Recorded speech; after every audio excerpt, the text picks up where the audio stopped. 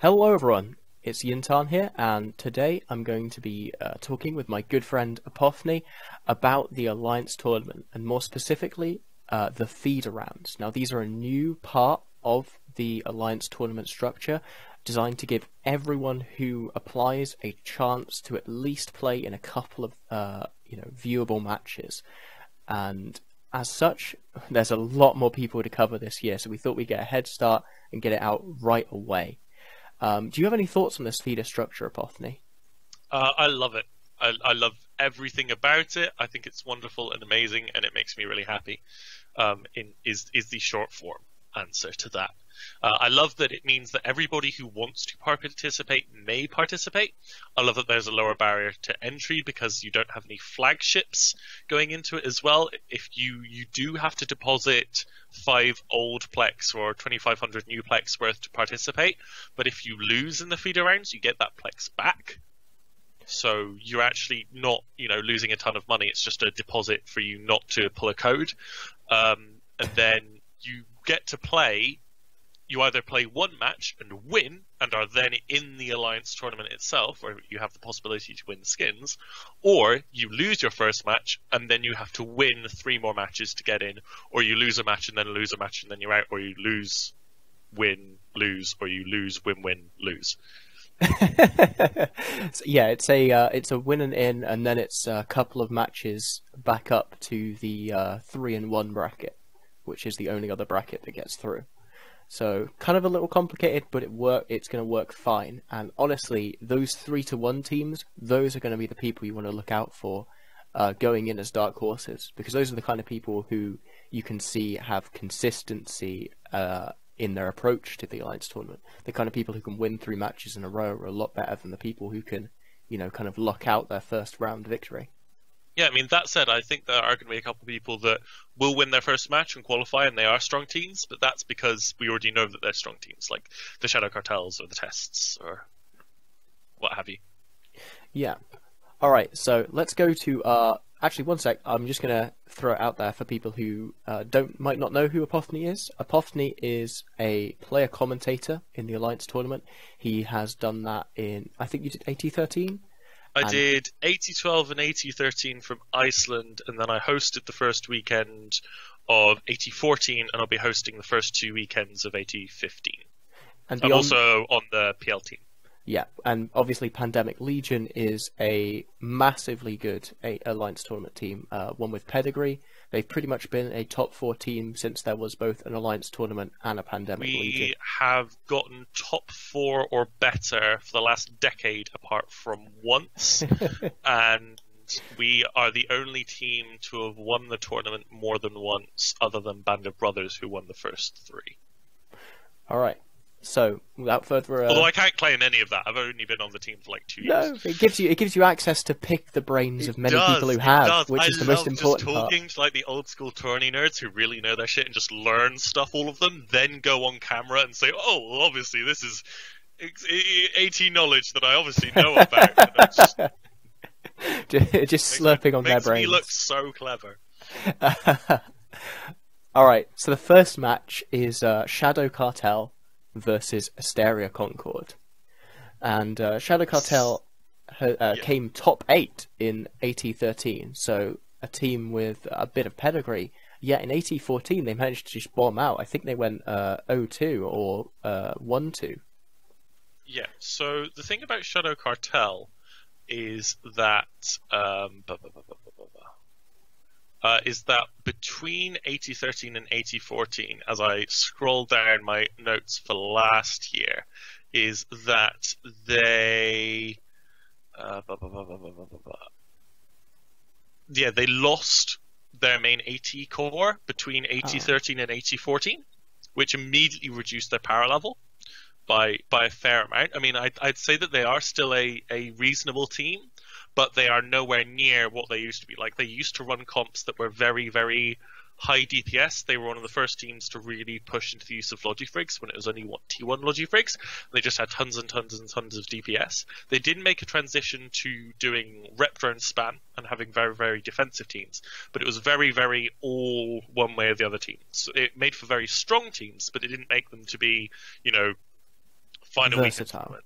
Yeah. Against Shadow Cartel is going to be the team by the name of Asteria Concord, which is a very interesting team. I've just been learning about them today. They're a member of Phoenix Federation with FCON and Seren and Army and those guys who you're probably more familiar with than me Yeah, through fought them a couple of times. through your war stuff. So Asteria Concord formed as a split-off of PFR. So PFR got top 16 last year, but there was a coup d'etat within PFR following on from their friends in Brave, where a guy called, I think it's like Cyrix or Kelris or something, apparently couped and took the top 16 spot.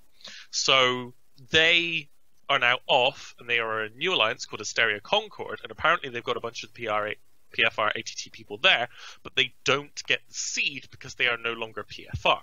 So I am expecting them to be a reasonably strong team, given that they are pulling off PFR, which did do the top 16 finish, and that actually means that they should be a pretty good match against Shadow Cartel, given that Shadow Cartel has been weakened, and this team, despite being new, does have that PFR to build up, so it should be a pretty good match. Yeah, it'd be really interesting to see what they bring out, especially as these two teams with potential to go far in this tournament. Maybe not top 16, but I think they can easily get top 32. This seems like a end of the first weekend sort of match, really, in terms of power here.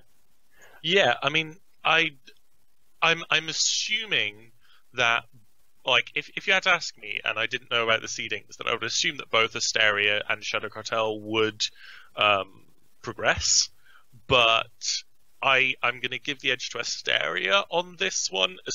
If we assume that they've got, enough of that PFR core, I assume that they're going to beat the weakened Shadow Cartel. Yeah, well, we'll just have to see, I suppose. And up after that, we have Test Alliance Please Ignore versus Badfellas Inc. And now these are two teams that I think have had some trouble in recent times.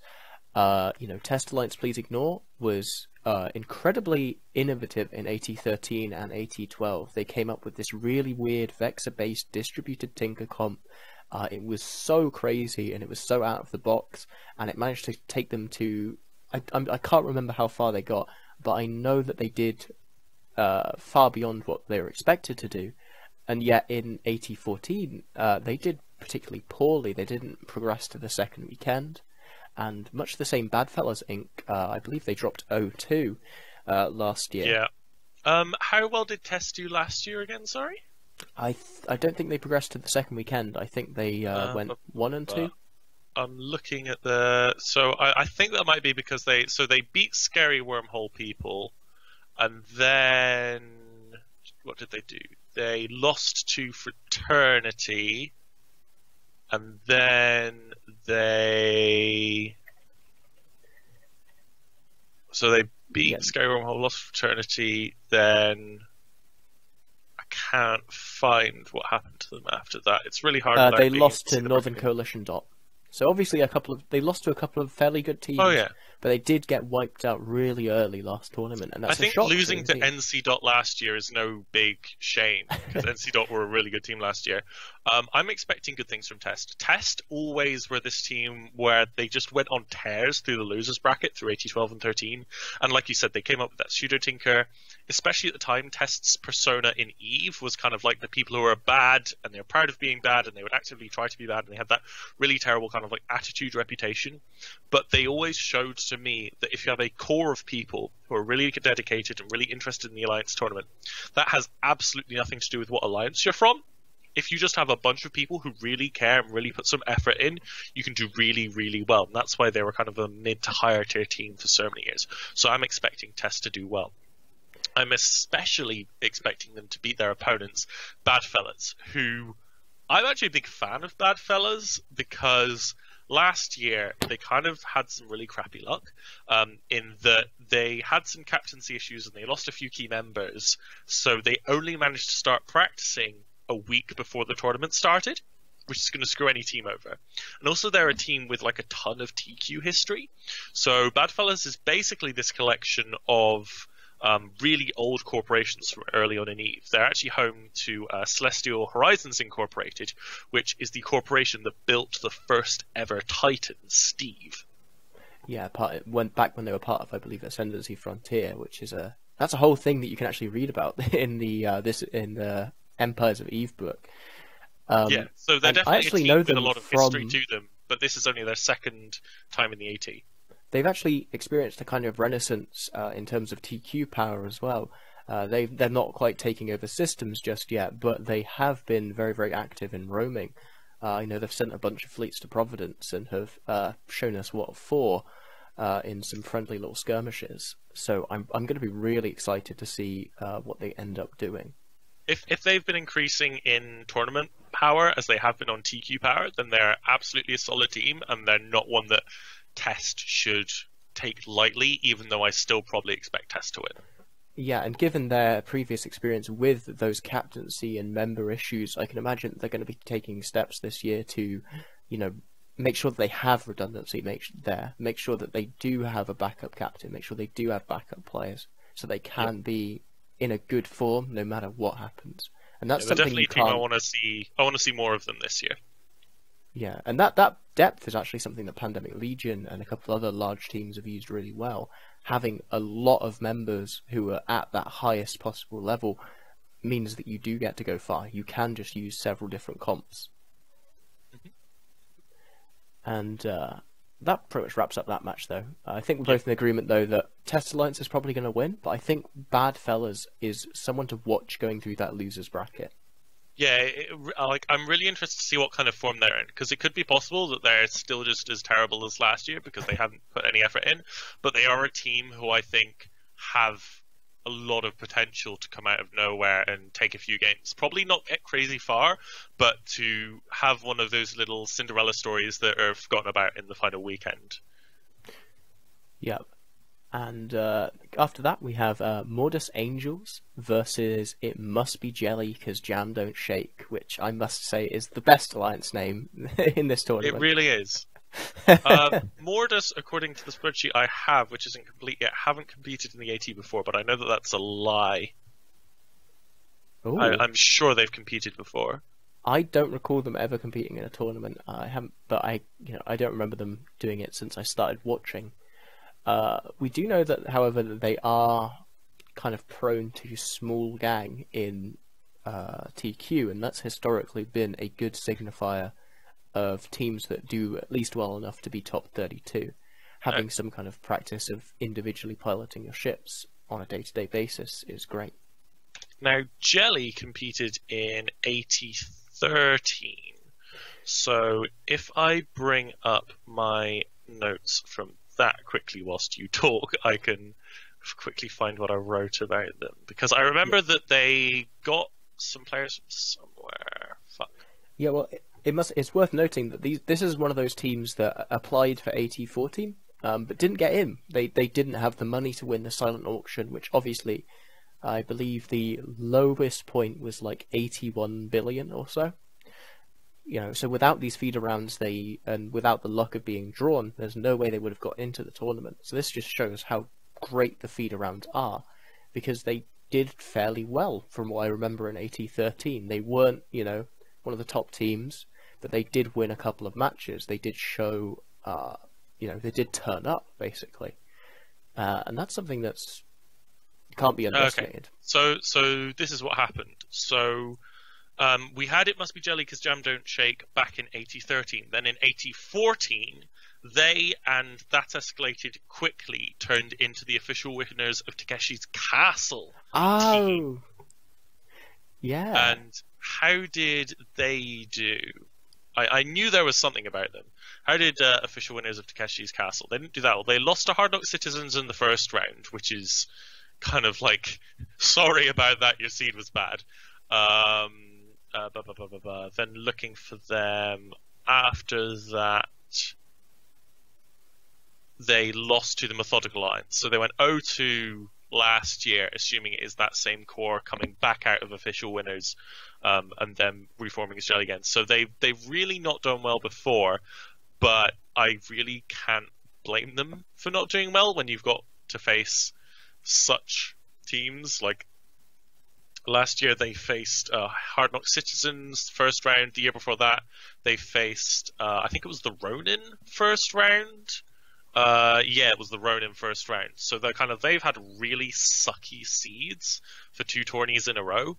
I mean, they've then still lost to other teams that aren't crazy, but one would hope that they might have a bit more opportunity, especially in a feeder round this year. Who are they going up against? They're going up against MORDUS Angels, a team with no effective AT experience, from what I can tell. I don't know. I feel like they were on my AT12 research sheet, which I haven't got with me at the moment. It's covered in curry somewhere, I think. But yeah, if I had to predict, I would probably go with Jelly, partially because they got an amazing name, and partially because they've now got hopefully 2 years of experience under their belt. I think this one's going to be another close one. Yep. MORDUS Angels, maybe they do have a bit of past AT experience, but if so, they've missed out on a couple of ATs. It's unlikely that if they had a very strong AT core, that they would have stuck with that team. So they're going to be building up a new core of AT players here, and that might hurt them, but we don't know. At the end of the day, we're not entirely sure who the core pilots here are going to be.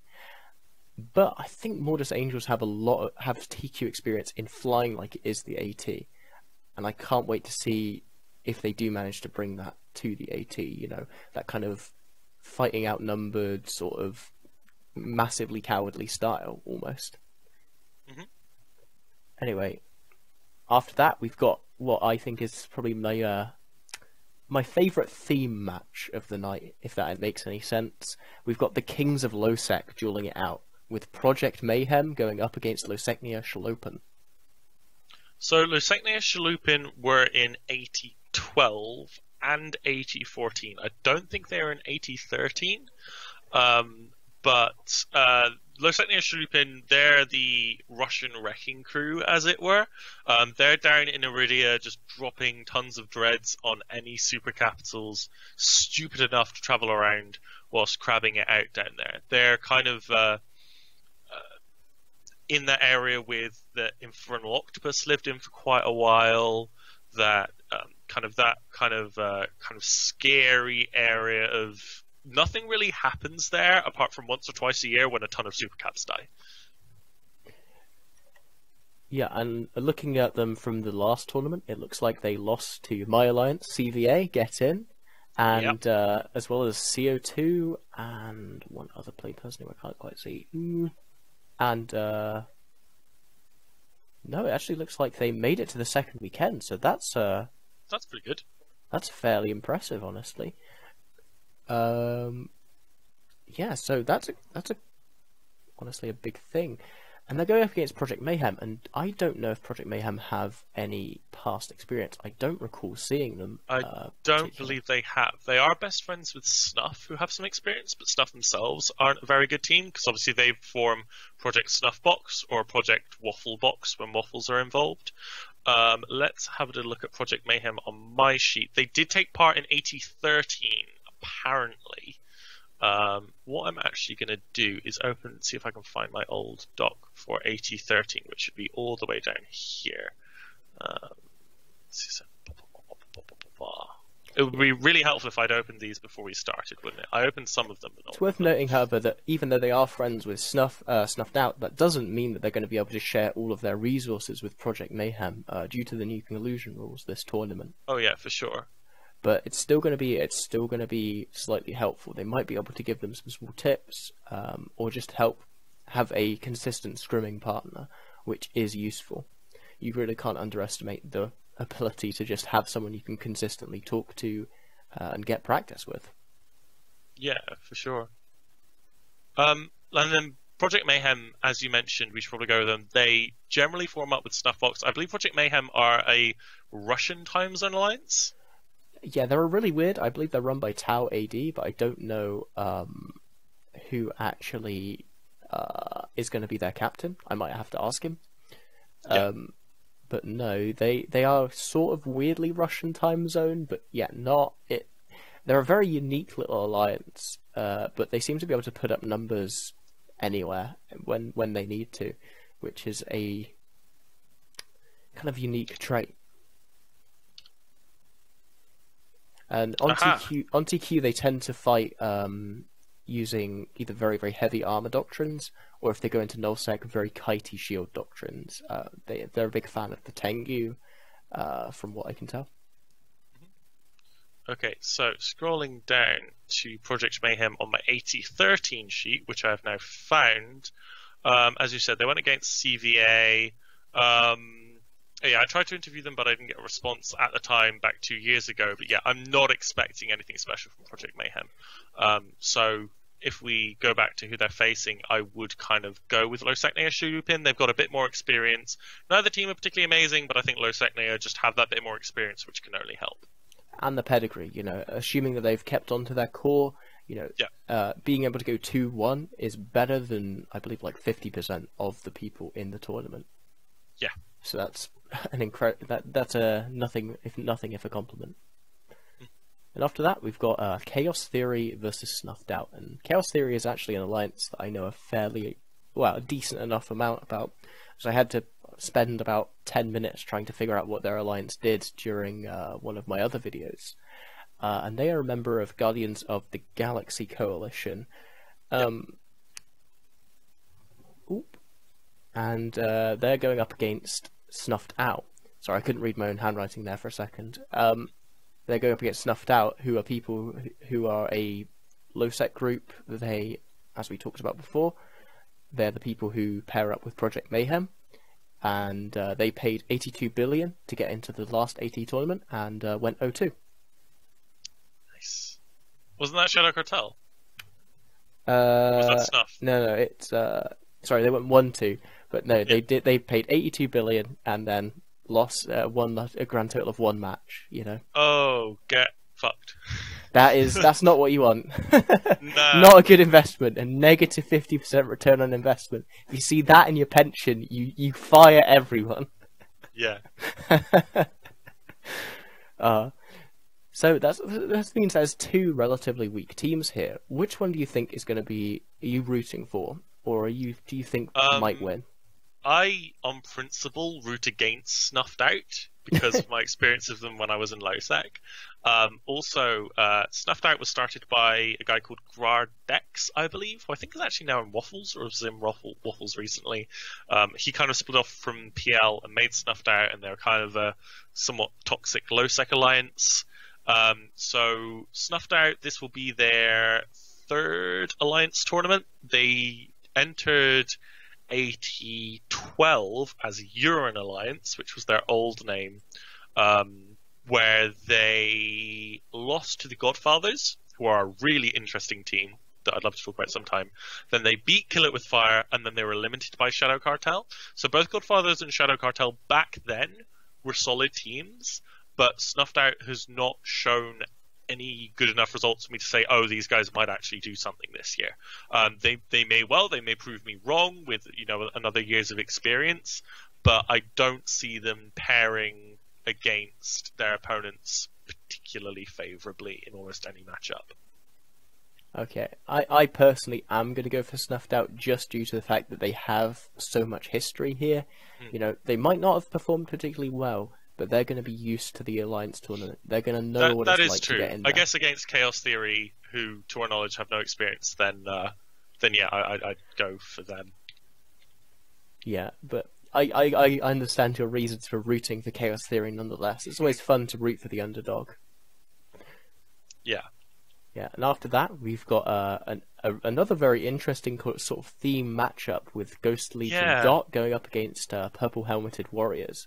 For those of you who don't know, Ghost Legion Dot was formed from the remnants of the Care for Kids Alliance, which is a PL-ish aligned renting alliance up in the Drone Lands, and yet it also it's more that it was started, it's got a C4K and Fafer, who were kind of part of this social group in PL, who split off and started doing their own thing. I think it is Fafer that's in charge. Yeah, it's Fafer who's in charge, and he was obviously an NC Dot at the time. It's this very that's why I say that these are both sort of semi-PL aligned, but not quite teams. Yeah, I mean, Fafer used to be on the PL team. He was never one of the ringleaders or any of the main theory crafters or the team captain, but he had a reasonable position within PL and he was on the team, so he does pull some from that. Like that can only help having been in that community for a while. On the NC team, you mean? And he was in PL before that, is what I'm saying. Wow, okay, I didn't know that. So kind of pulling from that experience in the same way that we saw the distribution of Camel and Hydra guys go into other teams and help make them strong.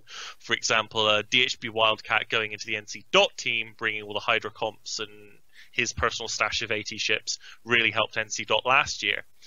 So that means that Ghost Legion is immediately a threat because they have money, they have Alliance Tournament experience history through Fafer and probably a number of their other members, depending on what social group they formed out of. And then you have Purple Helmeted Warriors, which is colloquially known as Rocket X's Alt Corp, which is kind of like the corp that kind of runs stuff down in Derelict. They're kind of the Derelict version of LowSechnaya Sholupen. We were calling it Wrecking Crew. Pearl Helmeted Warriors are associated with the actual Wrecking Crew, super hunting, fishing down in the southern LowSec area, in that kind of like bottleneck of travel across the southern half of EVE. Yeah, I mean, if you took a picture of the Pan fam, these are like the creepy uncles standing in the back that are part of the extended family, as it were. Yeah. So it's going to be really interesting. But I think here, my money is on Ghost Legion. I've seen these guys do amazing things with very small amounts of pilots in like chaotic fights. They seem to be doing a lot of third partying and things like Pete's, things like even like tier 3 battle cruisers I've seen them use. Yeah, they've been rolling like a Darkside Naga style stuff, right? Like I'm kind of expecting them to be kind of like to follow after Darkside as an old team, probably not as good as them yet, but kind of fall in that style where they're kind of a slightly unconventional, smaller team that kind of like pulls out some wins, is very, very high skill. Maybe doesn't make it to the final weekend, but I'm expecting them to do pretty well. Yeah, I'm expecting Ghost Legion to easily clear this match, but still, I don't think it's quite fair to underestimate Few here. Purple Helmeted Warriors. I think they will be able to make it to they will at least get one win. That's my expectation. These guys are very close knit as well. They're very used to baiting people. They're very used to taking advantage of other people's mistakes, and that's something that's a critical part of the tournament. Looking at what people are doing wrong and just punishing it over and over, just hitting that weak spot until their comp falls apart. Yeah, I mean, so Purple Helmeted Warriors, they live out of Vesper and Derelict, like I said. They have a couple dudes have done the AT before, and they've been scrimming with a couple other teams, even before Thunderdome was set up. But they don't have that kind of historic institutional knowledge of the Alliance tournament that Ghost Legion can pull from. So I think that Purple Helmeted Warriors against a no-name team would probably have the advantage, but against Ghost Legion, I'm not as convinced. Yeah, I think that's a fair assessment of this fight. Still, it's going to be interesting to watch just so that we can see what Ghost Legion do, as I think they are, a team to keep an eye on, much like Test Alliance earlier in this little breakdown. We've kind of seen kind of a loss of kind of like tier 2 teams from the tournament. If you consider your T1 to be your Hydra, your Tuskers, your PL, tier 2 was always like Darkside, Gorgon, Rote, Exodus, Ronan, Rote. A lot of those old teams have lost members to inactivity, or they're not interested in the tourney anymore, or they're leaving the game, or some of their members have moved on to those tier 1 teams, or even formed those tier 1 teams. But Ghost Legion I look to as a team that can kind of take up that spot of a team that is very strong, but not completely abolishing everyone else. Yeah, I personally call that tier 1.5. I consider tier 2 people who will get like consistently like top 16s and can edge top 8. So kind of like a Test Alliance. Yeah, that's a tier 2 when team. Test at their best. Yeah, tier 1.5 teams are teams that can reasonably challenge a tier 1 team. They will actually force a PL, a Hydra, a Camel, a Warlords, whoever. They will force them to take that team very, very seriously and make sure they do not lose out to them. Ghost Legion there's going to be a massive bump in the road to anyone who comes across them, in my opinion. But I mean, I think it's yet to be seen, but I think that they have the potential to be that for sure. But after that, we've got something that feels like it's just... This feels like a fight for top 16 here. Iron Armada versus Solar Fleet. These are people who've been in several Alliance tournaments, both. They've never been quite the best teams, but they've always made a decent showing. They've never really brought anything too clowny. I didn't know Iron Armada had participated before last year. Yeah, I don't know if they participated before last year, but I'm pretty sure their core has at the very least. Do you know what the team their core was formed of? Because I'm not familiar with that. I know that last year they failed to submit a flagship to start with, and then they faced PL first round, in which PL brought the Raven State and kind of, No, I'm sure I've heard of them before. Like some of those names just seem so familiar to me. Maybe I'm wrong, but these I think teams... you may have done, but possibly not in the tournament setting. That's always possible. I can't remember. I believe they are a part of the Anger Games, although that might have been a different kind of low-sec faction warfare team.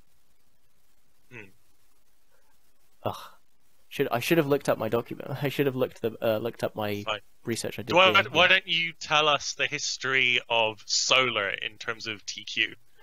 Solar is an incredibly old alliance. One of the originals, probably the original-ish Russian alliance.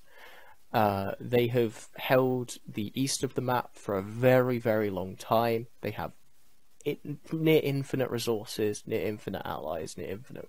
I wouldn't say infinite friends at this point. They've made a hell of a lot of enemies on the way, but they've always managed to stick around, and that makes them, they've also had this really weird tendency to just never lose people. Whenever they get evicted, they won't slope in the way you see a typical alliance.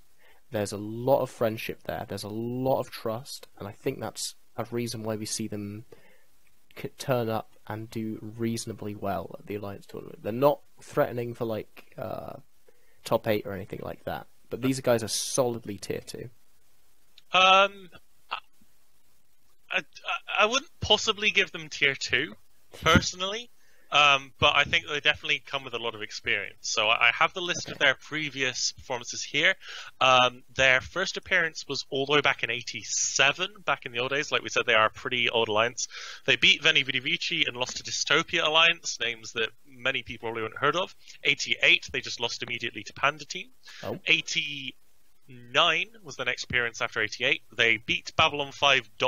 Babylon 5, one of my favourite alliances in EVE, because I think they ended up at like triple or quadruple dot at one point with the amount of reformations they had. They then lost to White Noise, beat RVB, which is a pretty good doing, but then lost to Razor. 8010 lost to Dead Terrorists and Brick Squad. 8011 they lost to Hydra Reloaded, beat Darkspawn, then lost to MIF. You'll notice these are all great teams, though. They've always challenged them. That's what I mean when I say they're tier 2. Personally, I'm not convinced. Like 80-12, they beat the Devil's Warriors Alliance, they lost to Faint Disorder, they beat Chokepoint, and lost to Razor. So, like for me, I would put Solar down as a tier 3 or 2.5, maybe under your description. Like they are capable of winning a game here or there, and they do so year after year after year. But they are definitely a first weekend pushing into the second weekend team, rather than a constant middle of the bracket kind of team. Like all this experience, maybe this is their year to have a semi-deep run, but thus far they're just kind of like they've turned up, they've played some games, sometimes they've won, mostly they've lost. So I don't see them as anything more than that, to be honest. Yeah, well, the thing I've always noticed with them is that they do have their very own meta, and this always actually happens. We see the Russian-speaking teams seem to develop their own view on how the Alliance tournament should be played, and it's never quite the same as everyone else's. Like we typically see them do a lot of things with Macarials and Sentinels and Curses. Like double Paladin, double Curse from last year. I think it was a Russian team that did that. It's like, what the hell? And it worked, like, kind of. So it did things, and that's why, I don't know. Maybe I'm just too wrapped up in my TQ history here, but I just have this view of Solar Fleet always being a contender. Like not to come anywhere near winning, but they always seem to be a contender to make that second weekend, although I guess they haven't been able to do it so far.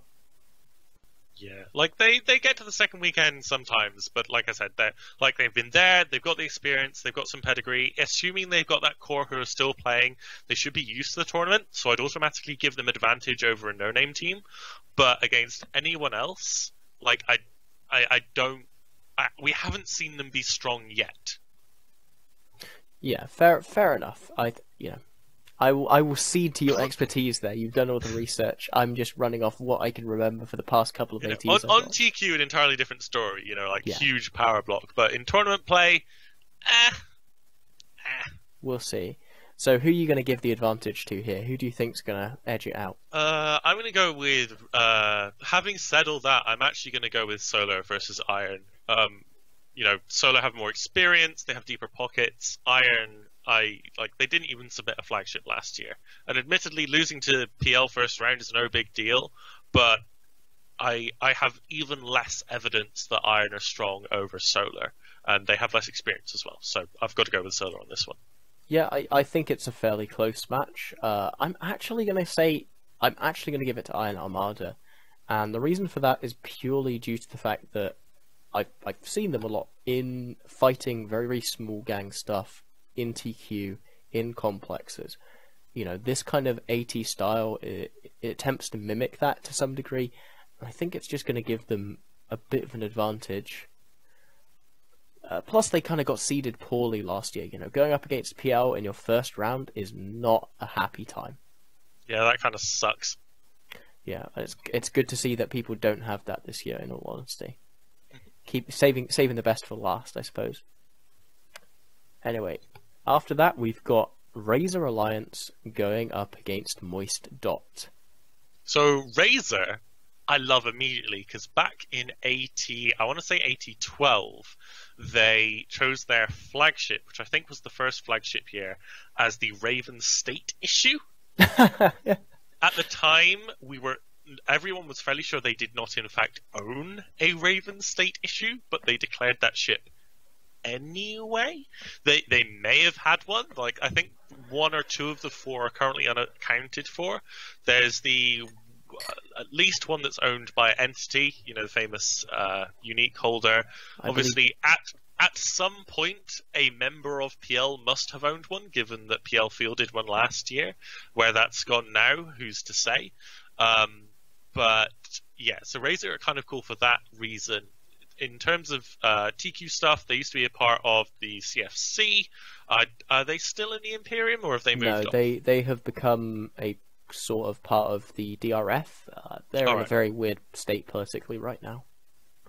Well, in terms of the Alliance tournament, first showing was 89, where they got round of 4, which is actually pretty amazing. They beat Wild Boars, Outbreak, they beat Solar, they beat WeForm Voltron, losing in the end to Hydra. So 89, that's a crazy good run. Especially for a first time out, that's insanely good. Then in 80-10, they beat Dirtnap Squad and lost to Hydra again. So Hydra's kind of been this perennial stopping point for them, which is fair enough. Hydra are famously the nemesis of PL, one of the best A teams in the history of the tournament, despite not having really many first places to show for it. And then in 80-11. Not entirely sure what happened. They kind of fell apart, where they beat Babylon 5, but they lost to Late Night Alliance and Choke Point, which is not a performance you'd expect for a team that's only ever been stopped by Hydra before. And then in 80-13, I'm not entirely sure how they finished. Yeah, I know they started really going through some leadership issues during about the 80-13 time, after the 4S Corporation left from them. To go and join Goon Swarm Federation, and they had a lot of. I can't speak exactly, but I know that at least 2 or 3 of the pilots in the Razor team were members of the 4S Corporation and didn't choose to stay behind. So perhaps some of that core was diminished. In this is either 80-13 or 80-12, they lost to Clockwork Pineapple in the first round. And then after that, they beat Ineluctable, and they beat the Initiative, they beat Solar Fleet, and lost to the Ronin. So they actually had a pretty good run there. Mhm. Oh, wait, this is 8012. So yeah, they actually had a pretty good run again in 8012. So actually, we should probably expect good things. Maybe the loss in 8011 was just a bit of a fluke. So I think Razor actually then are possibly quite strong. Yeah, like I said though, in 8013 and 8014, sorry, in those years, I don't know how they did in the actual tournament. I know they were going through leadership issues, and I don't know if that's affected or might potentially affect their performance. Still, they seem to have stemmed the bleeding as it is now. They're members of a new coalition. Well, they're members of a new coalition. They have relatively safe places to sort their shit out on TQ, and I think that's going to help them, help whatever members of that team that did so well to refocus their efforts on the AT this year. Yeah. Then going up against them is Moist, who, to my knowledge, have only been in one AT before. This is way back in 8011, where they lost to Transmission Lost and to Surely You're Joking. Actually, they also lost to Easily Excited at one point. Basically, what I'm saying is I can only find losses for Moist, and of those, they were a while ago. So I'm not expecting great things from Moist. So I kind of have to give this to Razor, given that they've had quite deep runs on multiple occasions, and Moist don't seem to have ever achieved anything particularly spectacular. Do you know anything about Moist on Tranquility? I've never seen them before, unfortunately. Let's have a quick look at .lan, which is like, I basically, whenever I do team summaries and I can't get an interview, I look at .lan and look at killboards. So they don't hold any SOV. Have you seen their description? Yeah, they are Zynga mobile gamers. It's great. Moist dot. Okay, so Moist dot, the Alliance have kill mails and losses in the Bleak clans. So it looks like they may be a faction warfare based low sec group. Looks like lots of small stuff. Let's have a look at this kill mail. It looks like kind of like smallish, small gang, low sec group, which usually means fairly reasonable tournament pilots, but we haven't seen anything good from them yet. They are 225 members, so that's certainly enough for an 80 team. Are there any corps that I recognize? Not really. Still, you know, they could pull out something, but I don't see them beating Razor, to be honest. And then they've got to win 3 games in a row to get through to the main tournament. I do not expect to see Moist in the main tournament at all. Yeah, I think these are going to be one of the people who just get ground out by the feeder rounds, even if they do manage to pick up a win after losing to Razor. I doubt they're going to have the consistency to pull a 3-1. Yeah. Anyway, moving on again, we have Legio Astartes Arcanum versus End of Life. Is that End of Life dot or End of Life? This is just End of Life. Okay, cool. Yeah. So Legio Astartes, they were formed all the way back in the 6th of April 2009, which makes them very old. But as far as I can tell, as far as my research has got me thus far, they have not participated in the Alliance tournament before. So, yeah. Who knows? I'm fairly I can't quite remember off the top of my head. I'm just going to check it up, but I remember them being a member of the DRF kind of aligned entities in TQ, living somewhere in the east, and you know, they are. Let me check that. Just going to sort that out. Now, on the other hand, whilst you check that out, End of Life is actually a pretty solid tourney team that should probably be talked about a lot more than they are. They are a high-sec / wormhole based alliance. This will be their 5th Alliance tournament run, and it will be their 5th consecutive. So they've been rolling for 5 years, doing kind of better and better each year. So I'm really excited to see them this year. In 8011, they beat Darkspawn, lost to Hydra Reloaded, because, you know, they're Hydra Reloaded. Then they beat Angeli Mortis and lost to Hun Reloaded. So in their first run, they hit 2 really difficult teams and lost out there. But then 8012, they lost to the Methodical Alliance, beat the Nameless Alliance, and then lost to Coven. 8013, they lost to the Afterlife, who are a fantastic Russian team. They beat Gone Critical, they beat CVA, your team, they beat Dreamfleet, the Terrorists, getting all the way to the final weekend in 8013 before losing to Darkside, which at the time... they lost to the Gorgon Empire and Spawn, which contained the old Dark Side members. So End of Life have only ever really been stopped by really top tournament teams, except maybe in 8012. Looking at the results for last year, I'll have a little look at how they did there. Yeah. Here we go. They lost to Agony first round. Agony, solid team in Agony. And then they lost to Templis Calcif. So actually, kind of a disappointing run last year, considering how well they've done in previous years. Maybe this is the year they kind of bounce back.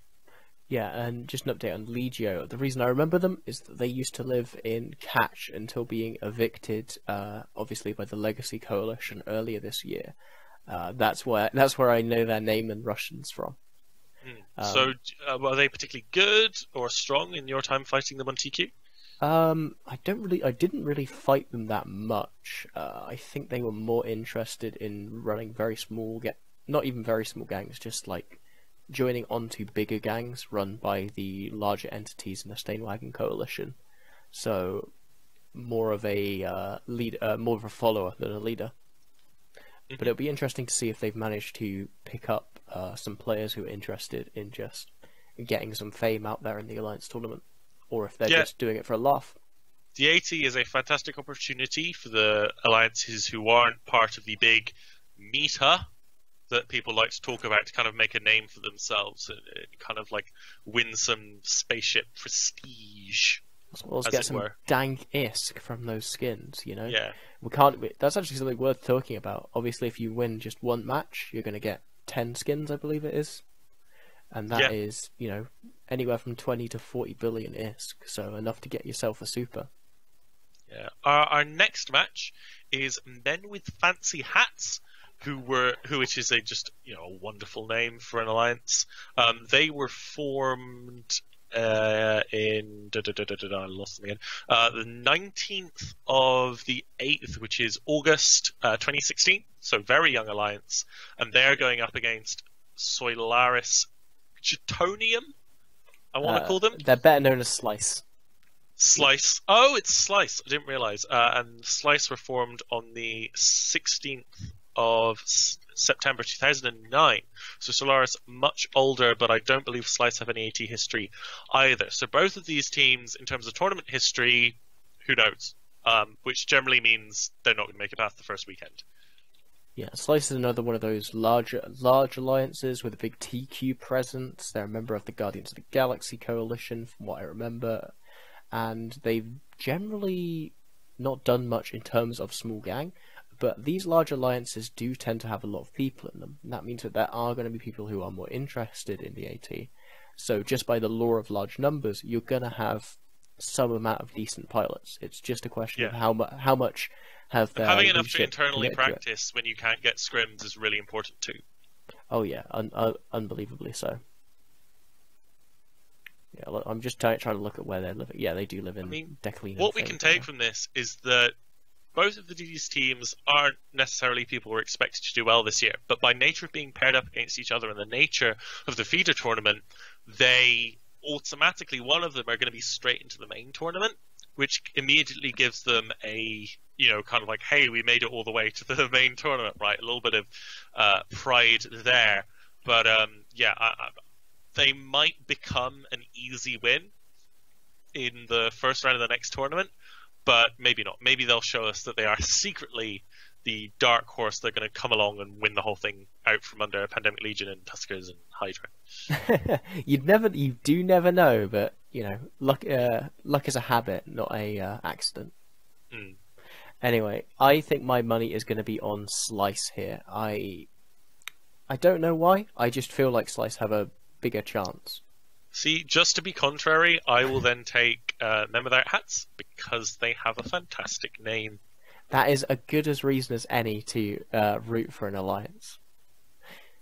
And after that, we have a match that I know just out of hand I'm going to be watching. It's Rejection of Sovereignty versus Sleeping Dragons. And the reason that is because Rejection of how is it pronounced? Is it sovereignty or sovereignty or sovereignty? I've heard like 3 different pronunciations. I can never get it right. Is led by a fellow member of CSM 11, Kyle Apothne. It's a splinter faction from Space Monkeys Alliance after they fail Cascaded. Moved into Wormholes. I know they do a lot of stuff, a lot of small gang, like 10 to 20 dudes rolling around through holes in primarily sacrileges. Which, you know, we'll have to see if they bring their sacrileges to the Alliance tournament. So did you say that this is the Apotheosis guys? Yes, the Apotheosis people. So Apotheosis is the Corp, and then Rejection of Sovereignty is the Alliance, I believe. Cool. I know that their captain is a guy called Michael O'Hurian. Michael O'Hurian. And as I said, they are going up against Sleeping Dragons. What do you know about Sleeping Dragons?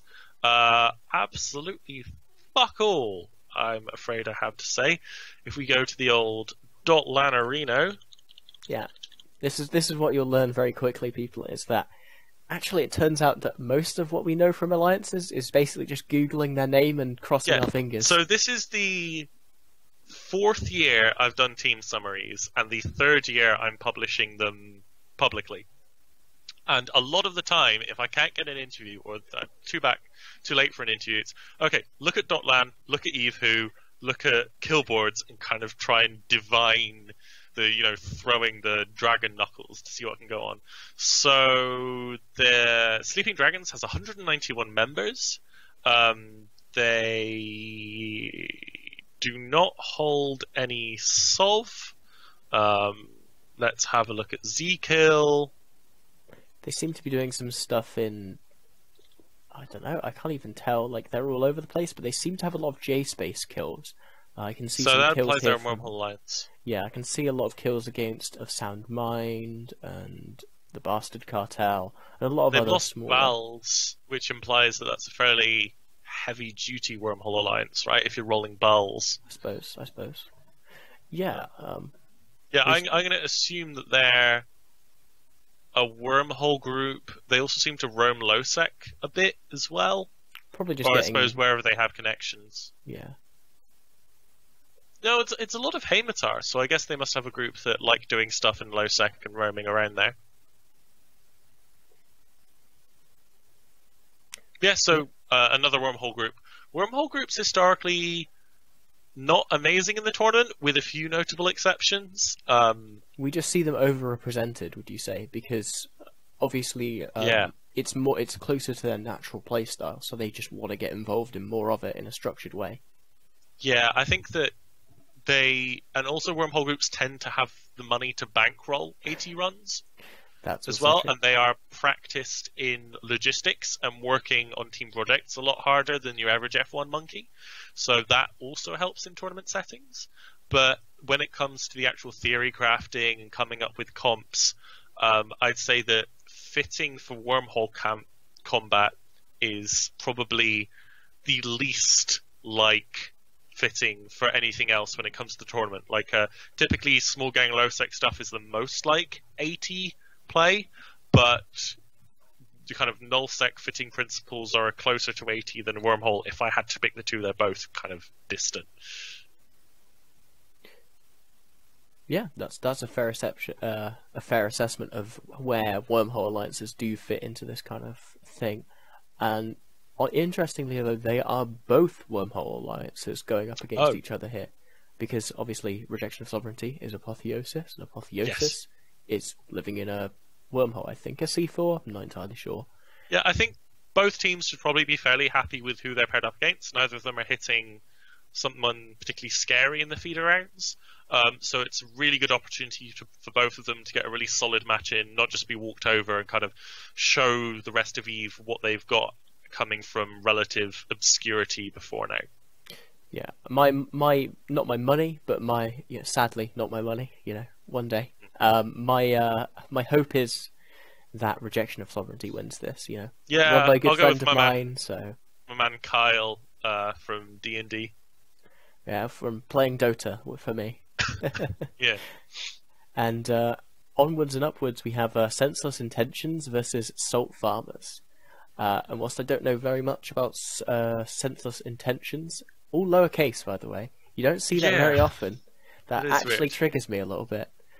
Salt Farmers is an alliance that was created very, very, very close to the deadline of when you could actually have submitted your alliance to the alliance of tournament. May.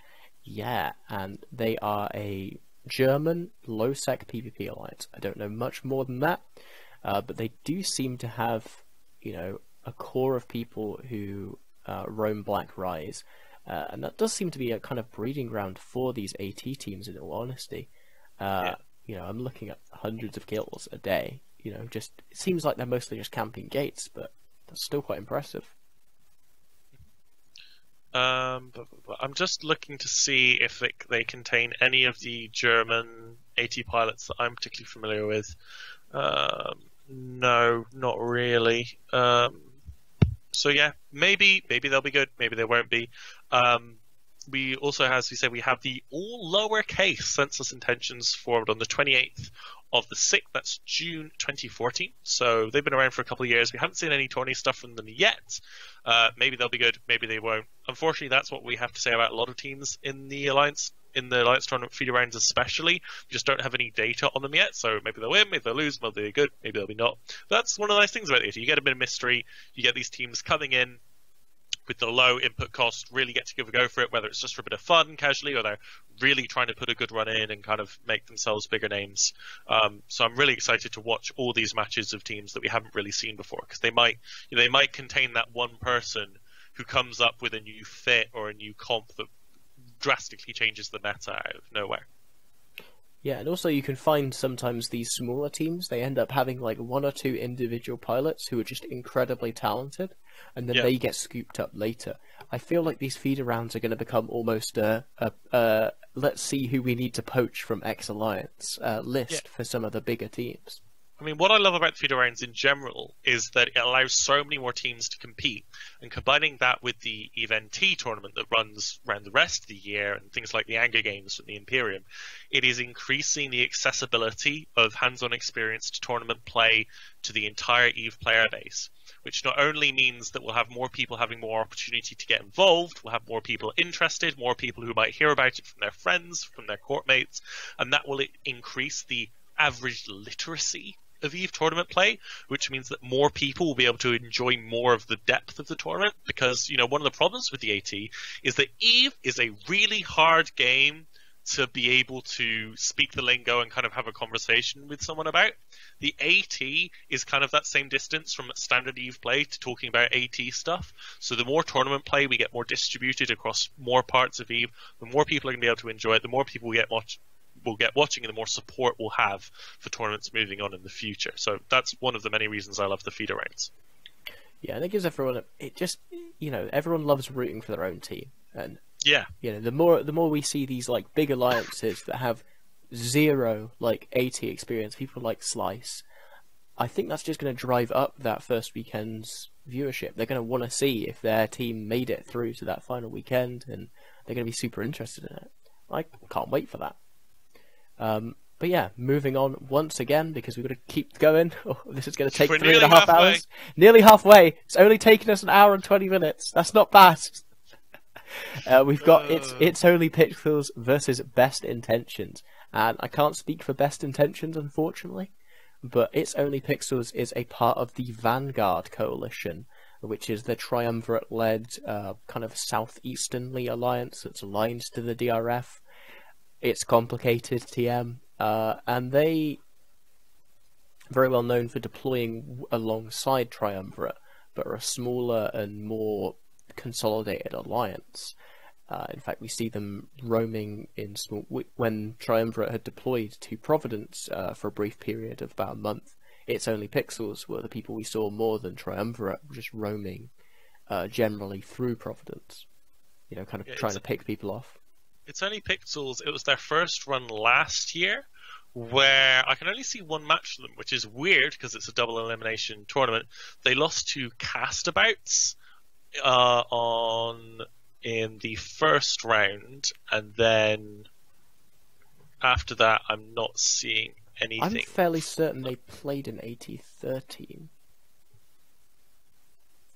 I remember seeing them when I was looking through CVA's past history to do some write-ups for our own alliance. I remember seeing it on the schedule, but I could be wrong. According to my notes, they were not in AT13. Okay, my bad. It's no worries. But yeah, so they used to own space in Detroit, in some other Scouting Pass and Wicked Creek. That was last year. Let's see what they own now to see if that's changed.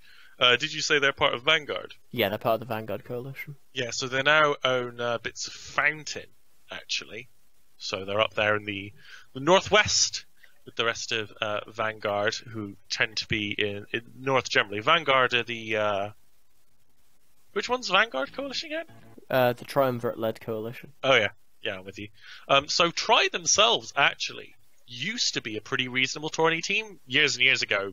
Trimark 2 or 3 or something before we're now on Trimark fucking 17, whatever version of Tri we're on. So maybe Pixels will give us a better showing this year.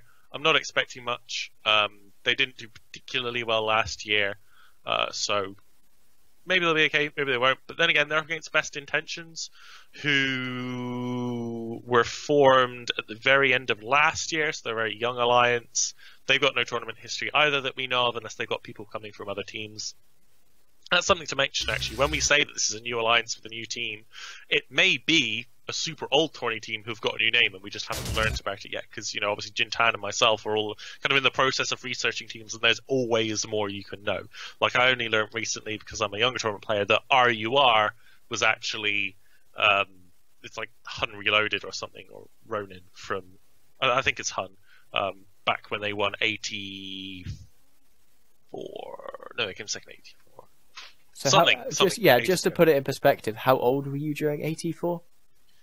84 was 11 years ago, so I would have been 14. Crazy, isn't it? Like the amount of length that the Alliance tournament has been going on for just can't be underestimated. We're almost reaching the point where we might see people playing in the Alliance tournament who are a second generation EVE player, people who. I was 10 years old when the. Actually, I wouldn't have been 10 because I was born in 92. EVE Online was released in 2003, right? The beta and stuff was around about 2000, but depends where you count it. So the first AT, if we assume it's been one a year, the first AT was 15 years ago, right? Because we're on AT 15. So 15 years ago was 2012, so I would have been 2002. So I was 10 years old when the first Alliance tournament happened. That's some crazy stuff. How old were you, Jin'taan? Because I know you're a much younger man than I. Well, if it was 15 years ago, I'd have been 6, so... At some point... What we really need here is the true AT historian, which is CCP Fozzie. Yes, CCP Fozzie is the overmind behind that all. Yeah. Anyway, moving on swiftly and surely. We have the final match in Arena 1, because there are 2 arenas! Surprise! There's another whole section of matches for you. Yeah, I'm looking forward to casting all these. Are you gonna... Oh yeah, you're gonna be one of the casters, aren't you? Yeah, I don't think for all of it, because I've got work on the morning on the Saturday, and then on Sunday afternoon I think I have a rehearsal because I've got a gig coming up, but I'm going to try and make as much of it as possible. Yeah, I know. I don't know if I'm going to be participating in the commentary, but I'm going to be sitting there and studiously watching every single one.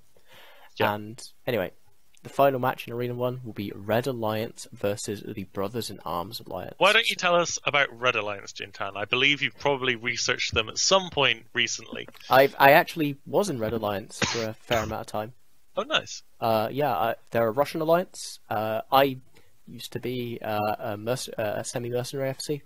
It's what I used to do as my job in EVE. It was great fun. I joined like shitloads of different alliances because they wanted an FC. Go in there, FC some fleets that were pretty boring and get paid money. It was awesome. But I believe Chut Lane will be the guy in charge of Red Alliance this year in terms of their AT team. And these are guys who have got a fair amount of like history in the AT from what I know.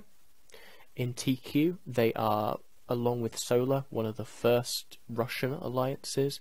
Although they were much more hated than Solar. In fact, they were evicted from the south almost entirely, leading to the very historical siege of SeaTac J6, where they basically fought off hundreds and hundreds of attackers with like 50 dudes and Tempests, sig-tanking dreadnoughts. You know, back before doctrines were really a thing. Yeah. So huge pioneers in terms of the metagame of EVE. And, so, Brothers in Arms, having gone through Red Alliance, Brothers in Arms I love because they are the most optimistic team in the history of the tournament. I say that because they have so far participated in the Alliance tournament twice, and they have bought Tinkers every game. Every single game. And that's including last year, when there were no ETs. Like, they brought undermanned Tinkers last year. They lost both their games, bringing really weird Tinkers. They had a Tengu Sleipnir Tinker last year that they brought against Paiste. So they, what was it? It was Tengu, Sleipnir, Onyx, Hugin, Gila, Navy, Caracal. So the weirdest Tinker in the world. They're like, I can only imagine that they saw the ATs rely this year, and they went, guys, we've been practicing for this. We never lost heart. We never lost faith in the Tinker Dream. And the Tinker Dream is back. That said, you can't fit RRs to Tech 3 cruisers anymore. RIP. But still, I'm sure they will find a way. They'll remote ET, a Guardian, or a Basilisk or something, and we'll see more beautiful failing Tinkers out of Brothers in Arms Alliance. Speaking of their TQ stuff, they used to be in the Imperium. They may still be, I'm not sure. They are still in the Imperium, yeah. They are still the Imperium, great. So, yeah, so they used to live in NPC Geminate, and now they're in Quirus and Delve and doing the whole Imperium Farmerino thing. Yeah, they own Sov in Delve now. They've been promoted from small alliance to not terrible alliance, which I think is a great thing. And it's interesting you talk about the Tinker, because they do have one option. If they've got enough bank to roll with, they could potentially copy a... Was it AT13 that we really saw it? The mobile Tinker, using the Atana? Yes, the Widow Tinker. Yeah, it's probably not worth going too deep into that, because I'm sure I can hear the PL helicopters coming to take you away. Well, I mean, I can talk about the team that's Wolf. I mean, the way they ran it was with double Cambion, because, guys, in case you don't know this, Cambion's pretty good. Imagine taking a Drake and making it as fast as an Interceptor, but still have the same DPS and tank. And also the application of a frigate. Yes, so the Cambion's good, fam. The Cambion is great. Unfortunately, we're less likely to see Cambions this time around because of the one unique rule. So if you're going to bring a unique, why would it not be an Etana or a Rabisu? I mean, I'd put Cambion and Malice on similar strength levels, but I think the Malice has that extra utility of being a focused nuke boat, whereas the Cambion can be replaced in terms of function by something like a Worm coming back this year, or you could even arguably roll a Whiptail, which are less expensive than the Cambion in terms of points, because Cambion's class as assault frigates, so they're 4 points. Whiptails are 3 points because they're interceptors. Worms themselves are 4 points this year, so maybe if there's a Worm ban and you really wanted to bring a single Worm, you could bring a Cambion and go, haha, we have more. But yeah, but it's also actually an interesting case where we'll start seeing I think more Cambions and ships like that are very good AT ships under the one rule when we run out of Itanas and Rabisus. Because obviously Tinking's going to lose another 2 or 3 Itanas this year. So eventually EVE Online will run out of Itanas for Tinking to lose. So we'll have to start bringing other uniques into play. Although we do have a fat stack of Rabisus to come through now I think of it. So we've got to burn through all of those first as well. So what you're saying is that the only way that we're going to see a Cambion is just due to pure attrition of Itanas.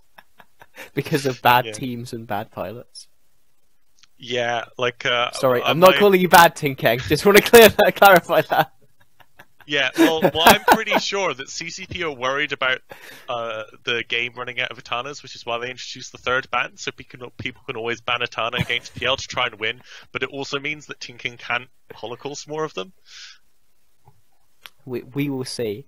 But yeah, Red Alliance have actually been involved in a couple of smaller tournaments recently. They've been really trying to up their game in terms of participating in things. They were a part of the Anger Games, which is why I know who their captain is. And, you know, I feel like they do have a lot of practice going into this, although I don't believe they've done particularly well in past tournaments if they were involved in them, because I don't remember them. Let's have a little look at my set of spreadsheets. Go look at the delicious spreadsheet that... do they have any history on my big spreadsheet? I'm taking a look. 83, apparently. Oh my lord. Back in the days of Back when I was 9 years old, I was just about crawling out. Okay, I assume we're going to take a brief break before we do the second arena. So I'm going to take the time to go back.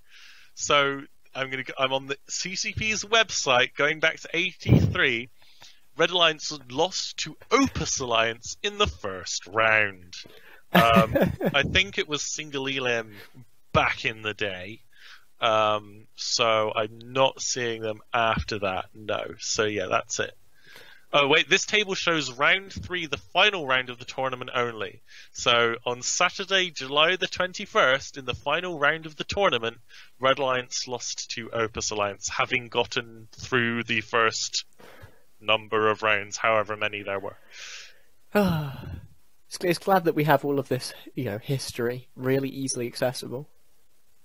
Well, the thing is, like, I love that CCP have this available, apart from the first tournament, but they don't show format. So you have tournaments where, like, I think it was 89 or around there when it was round robin, and I didn't know that whilst I was doing my research. Like, there are so many matches, and people are getting to play so many times after losing. I have no idea what's going on. Okay, so do you want to know something fun about the first tournament, though? It was the Caldari tournament, wasn't the Alliance tournament, was it? Even more than that. The first tournament was actually before that, and it was the one to determine who the new emperor was going to be. Yeah, it was the first succession trials, and the winner got a planet named after them. And they attempted to make it so that it would... They kind of tried to skew it in favour of Jamil, because Jamil was a big storyline character, and everyone liked her, by putting Bob, you know, previously well-known Alliance, incredibly good pilots, into it. But a Dark Horse team managed to just upset them, and it's one of my favourite stories in all of these little tournaments. There's this one, like, just crazy upset where a complete no-name team managed to just win it. I don't remember. That's the worst part. I can never find out what their name is. All I know is that Bob was given Jamil's, like, blessing, and then they fucked it up, proving once again that God has mysterious ways. Take a brief intermission before we go on to Arena 2 so I can refill my glass and possibly take a bio. That is a good shout. Okay, well, stay tuned, guys. We will be back in no time at all.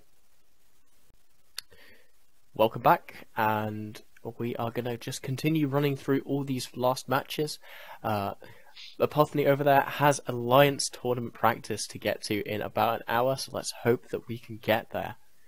Starting off at 1 PM, right back at the start of the day, we have Pen is Out versus Spaceship Bebop. So, what do you know about these guys? Because honestly, Spaceship I've never heard of them Bebop before. are Northern Faction Warfare Space Galente militia. Fought them a bunch of times when I was in Waffles, when I was the main FC there. Solid dudes, always up for a fight back then. I don't know how they are post-arms race. They were always fun to fight, and they're part of that Gal Mill group. And, the militias have, especially the Northern militias, have really taken the tournament. We saw Templis Calcif last year. Velour Accords did amazingly, so maybe we can see Spaceship Bebop come in off of them. In terms of their history, I don't think Spaceship Bebop have taken part before. If I look at my little thing, Spaceship Bebop have not participated in the Alliance tournament before, according to my records, though I feel like that's probably false. And then Pen is Out, I believe, is a new alliance. Yes, they were formed on the 25th of June 2016, so they could not have played any alliance tournaments before. So, two teams new to the tournament. Who knows? I don't know what Pen is Out does, but I can They're a look up. smaller low-sec organization. I've seen their dreads involved. I love in their kills. ticker. What is it? Wangs. Do they have it? Wangs. The question really is do they have it out for Harambe or just for themselves? I mean, I think everyone's out for themselves in EVE Online. Oh, they have R.E.V.O.L.U.T.I.O.N, the rapid withdrawal. Oh wow, really? I didn't know that was. Yeah, that was where they went to. Previously were. Oh wait, it's not the original rapid withdrawal. They've only ever been in Pen is Out, but R.E.V.O.L.U.T.I.O is an alliance that did stuff somewhere. I recognise R.E.V.O.L.U.T.I.O for some reason, right? I Maybe thought it's just wasn't rapid withdrawal an alliance? No, they're a corporation. Ah, yeah. Do you remember those guys being the core of some other AT team, perhaps? I think I recognise them from Faction Warfare Space. If I look up rapid withdrawal.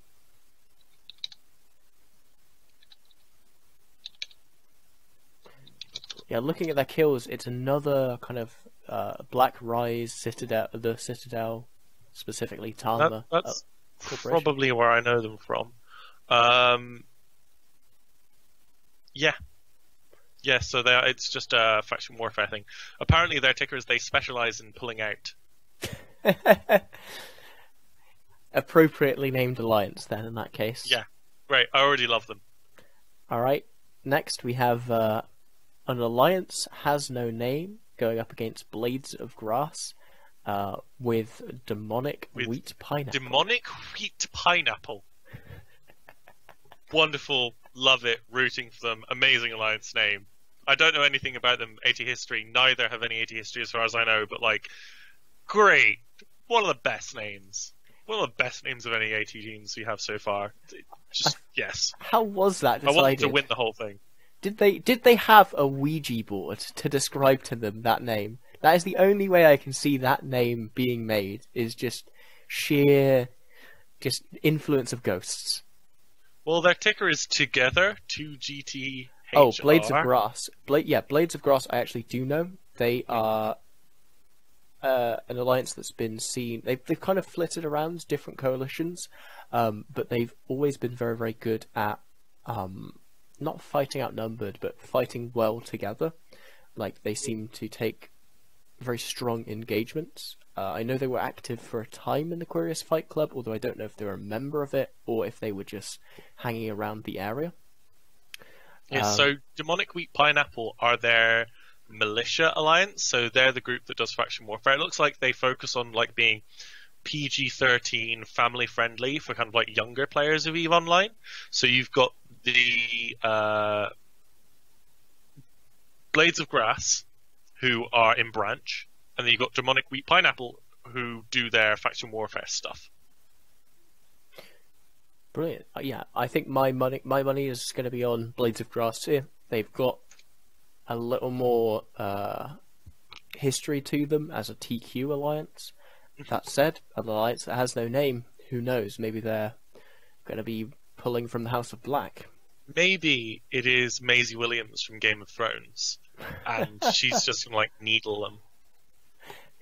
Who knows? After that, we've got Digital Vendetta going up against Fidelas Constans, or FCON as they're more commonly known.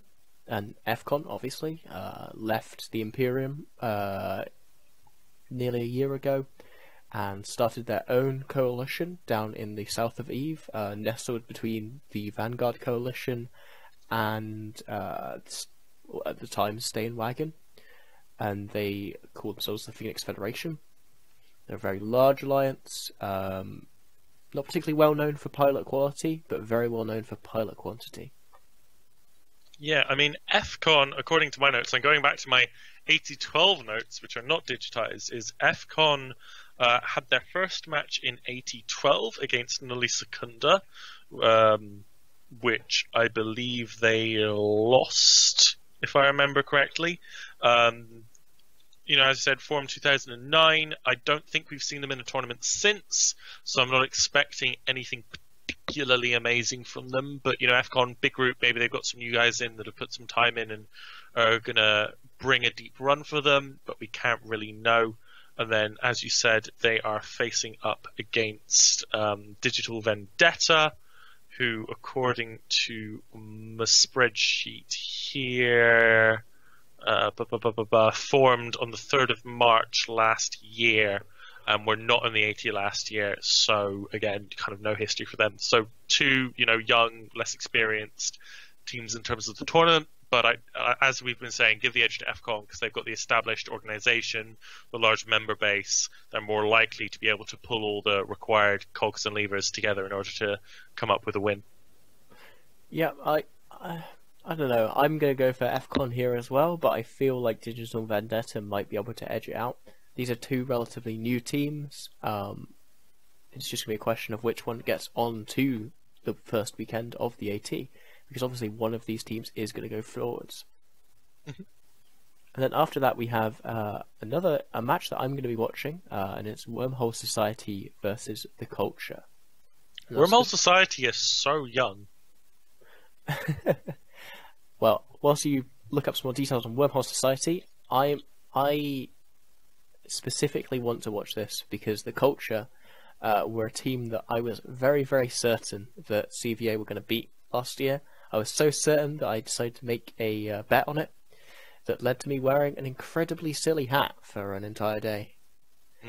I do remember that. Yeah, and looking back on it, not a great bet to take because these guys have been involved in previous ATs, and whilst I don't think they've done particularly well, they have been,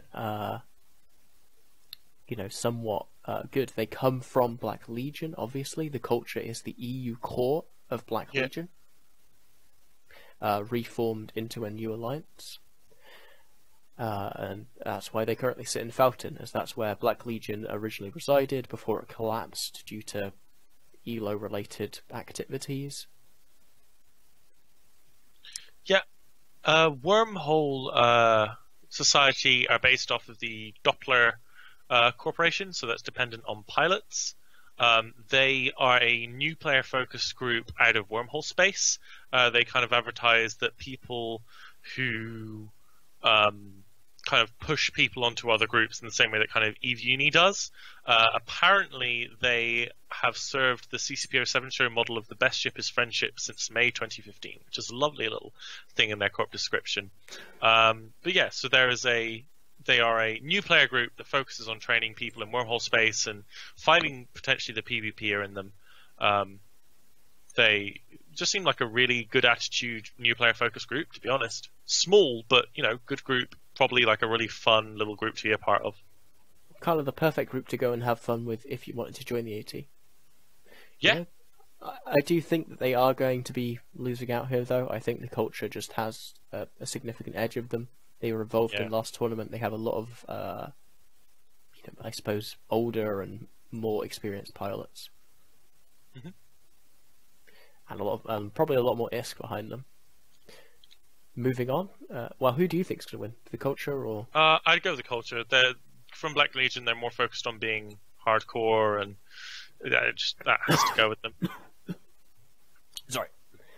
After that, we've got Army of New Eden versus Samurai Sold Out. And Samurai Sold Out are a group that was involved in AT14 and... One second.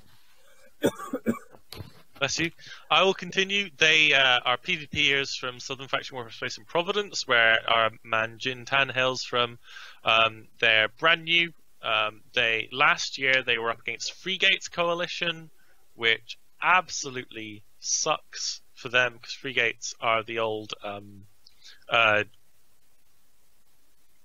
Reloaded team. I think I'm correct in saying. But they're an insanely strong team, so they didn't have a great time last year. So maybe Samurai can pull it out this year against Army of New Eden. Yeah, and I loved watching Samurai sold out last year. They weren't the best alliance going, but they seemed to bring these just like very, very interesting comps. They had their own take on the meta, and they weren't going to be shifted from it, and I just loved that. It made them fascinating to watch. They brought a really weird kind of volley-based arty setup with like an arty Cinnables and Sleipnirs and kiting at range, and I can't remember if they won that match, but it was just crazy fun to watch them try and pull it off, and I hope that they keep that kind of fighting we're in it for ourselves spirit this year. Yeah, and then we have Army of New Eden, which hold a big swathe of Tenerife at the moment, up in the northwest, up near Catch. I don't know if that's close enough for you for your interest in Tenerife. I haven't really seen them too much. I believe they're actually are either a renting alliance or a mainly crab-based alliance. I don't see them very often. They are adjacent to FCON Space, Avemencia, and Icon, who are Ingretatis Constans. And those are the actual renters of FCON, yeah. Yeah, so they are next to the FCON renters.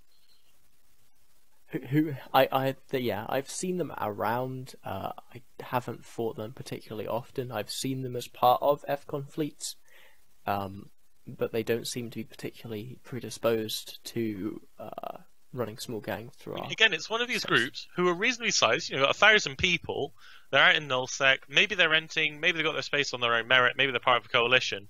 It's 1,000 players of EVE Online, or rather 1,000 accounts that may come out of nowhere and suddenly become an alliance we talk about. One of the things I really love about EVE is that you can look at a place and, we think about the Goon Swarms, the PLs, Black Legion, whoever you want to talk about, for FCON, Circle of Two, well, these names we're familiar with. There are so many more names that we've never heard of until one day they do something and suddenly they are part of that political meta. People are posting about their propaganda on Reddit. They are part of the talked about history of EVE rather than the lost history of EVE, which so many alliances sadly fall into. Yeah, it's another reason why these feeder rounds are so good. We saw, for example, Goon Swarm Federation fall through the cracks of like 2 or 3 ATs in a row where they attempted to get in, but simply weren't picked for that random draw, and maybe that would have been the case for Army of New Eden here. It's just unfortunate that they've drawn someone who I feel like is a strong alliance, a stronger than average in the feeder round alliance here.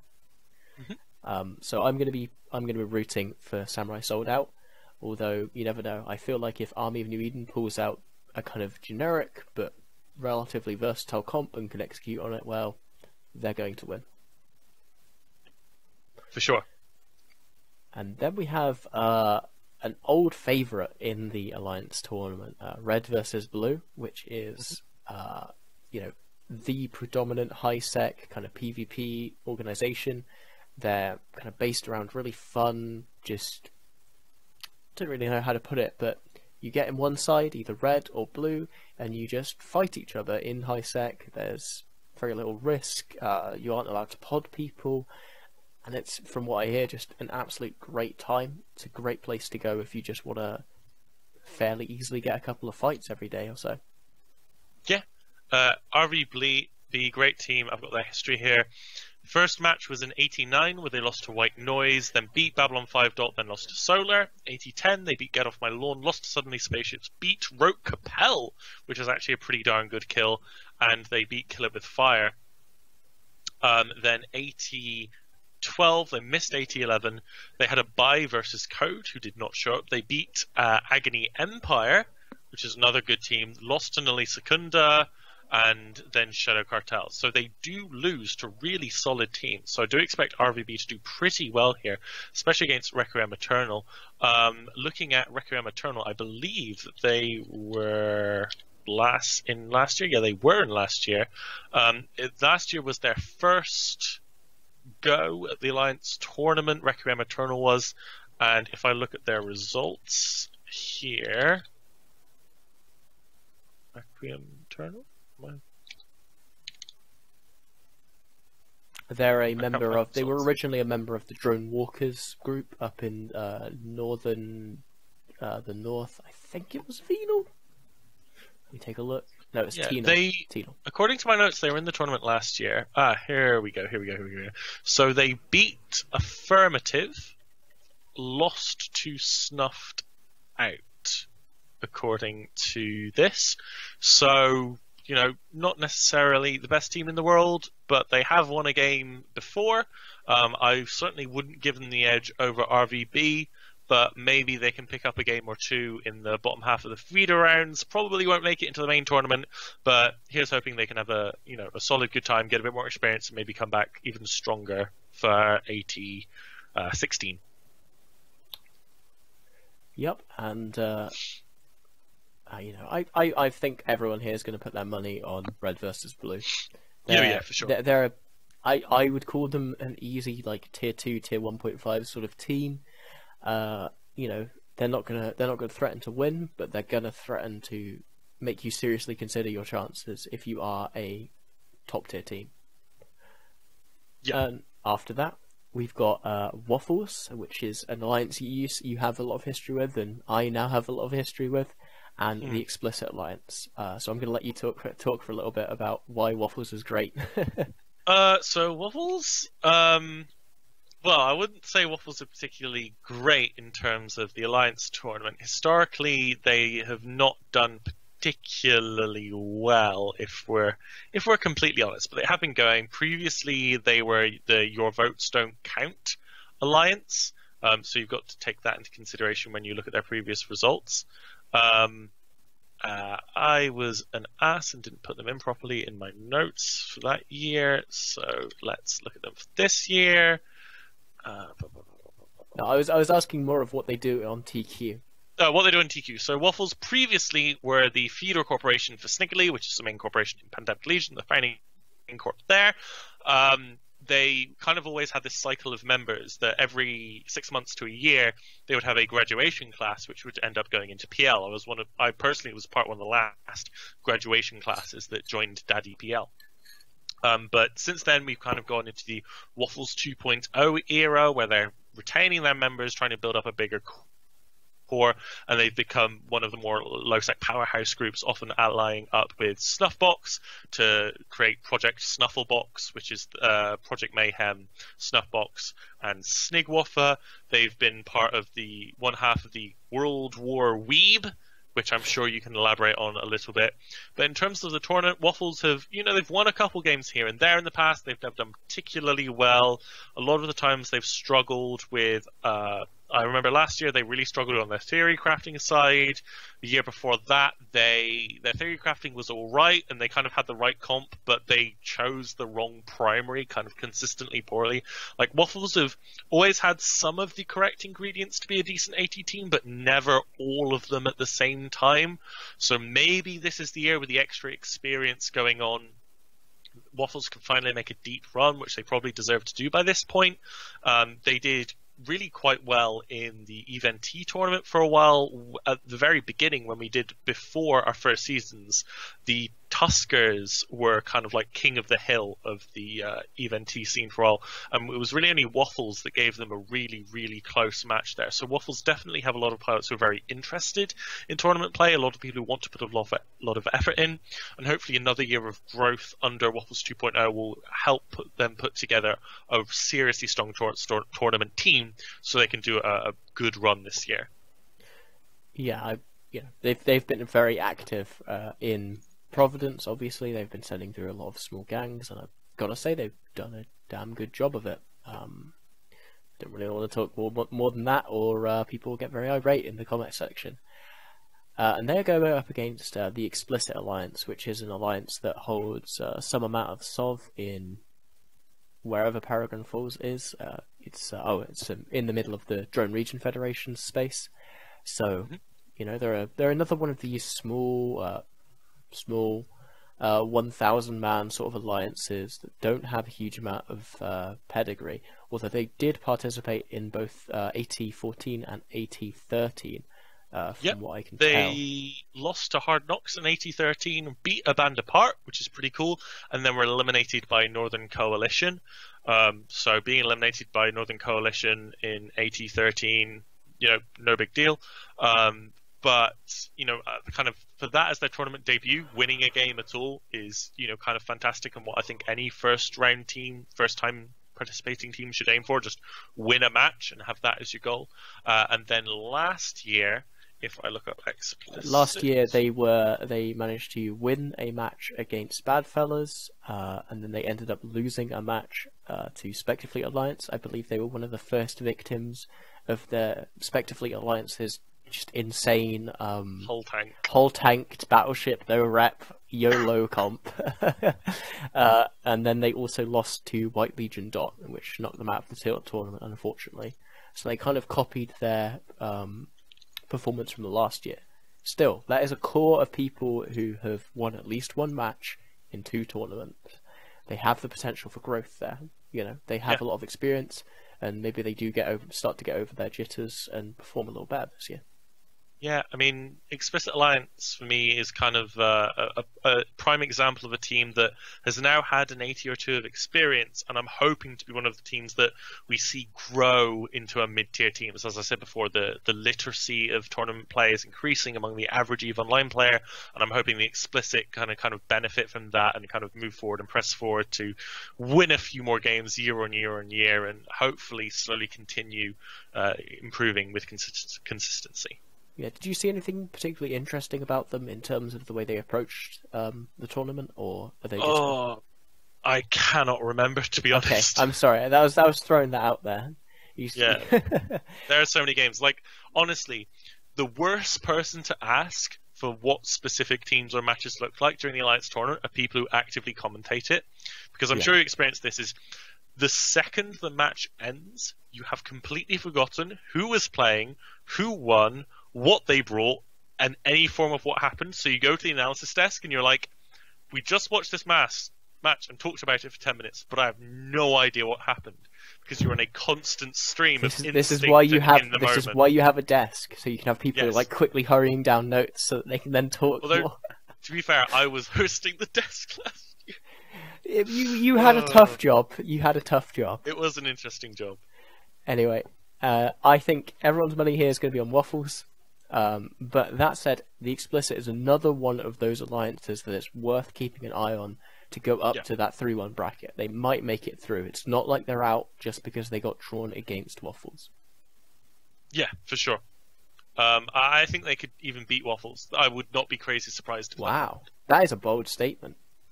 I really don't think it is. Okay, well, this is one to watch then. After that, we've got another great team here, Rote Kapelle.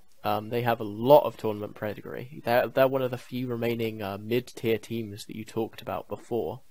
And they're going up against Hull Control, which is a Wormhole alliance. I don't particularly know a huge amount about them, but I know that they have lost a few expensive ships over their time.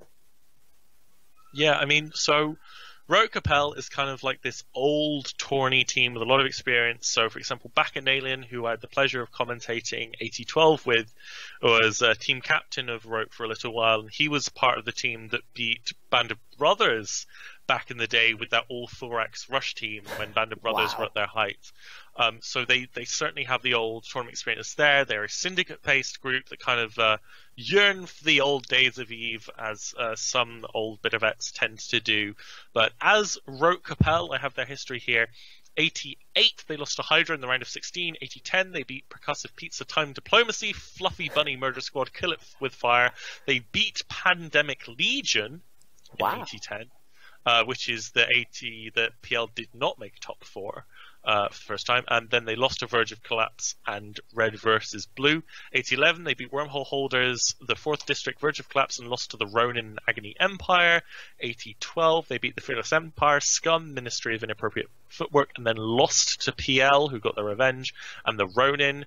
8013, beat Affirmative, they lost to Dead Terrorists, they beat the Scary Wormhole people, and they were eliminated by Out of Sight. Like, I feel like Rote Kapelle have kind of had this arc which they are now on the waning end of, you know, with people going inactive, less interest. I know some of them went off to join Camel and those group and more modern tournament groups. But they're certainly a team that will absolutely make it through the first 2 rounds and kind of make it midway through the tournament, as we were saying. Like, Rote Kapelle are kind of an old favourite team. Rote Kapelle are like the going around your nans for a cup of tea and a biscuit. Like, they're just like seeing them in the tournament. It's like, oh, isn't that nice? Isn't that lovely? Rote Kapelle in the tourneys. Everything's as it should be. It's cozy, it's quaint, it's status quo, it's normal, it's comfortable, it's wonderful in every way. Well, after that lovely monologue about the joys of watching Rote Kapelle do things in the tournament, you know, who do you think is going to win? I think I know the answer. I'm going to go with Rote, personally. Wow, what a shock. Shockingly. Well, moving on, we've got another kind of similar almost match here. We've got another relatively unknown Wormhole Alliance, the Society for Unethical Treatment of Sleepers, going up against a rather, I'd hate to call them historical, but a team that we've seen in a lot of previous tournaments. Yes. I'm not going to try and pronounce their name the way it's written, but it's Revolution with dots in between every letter. There is I write it out, I type it out multiple times every year, and I always have an aneurysm doing it. So they didn't take part in AT 14. No. But they did take part in ATs from AT10. So in AT10 they beat Red Dot Overlord and lost to Mildly Intoxicated.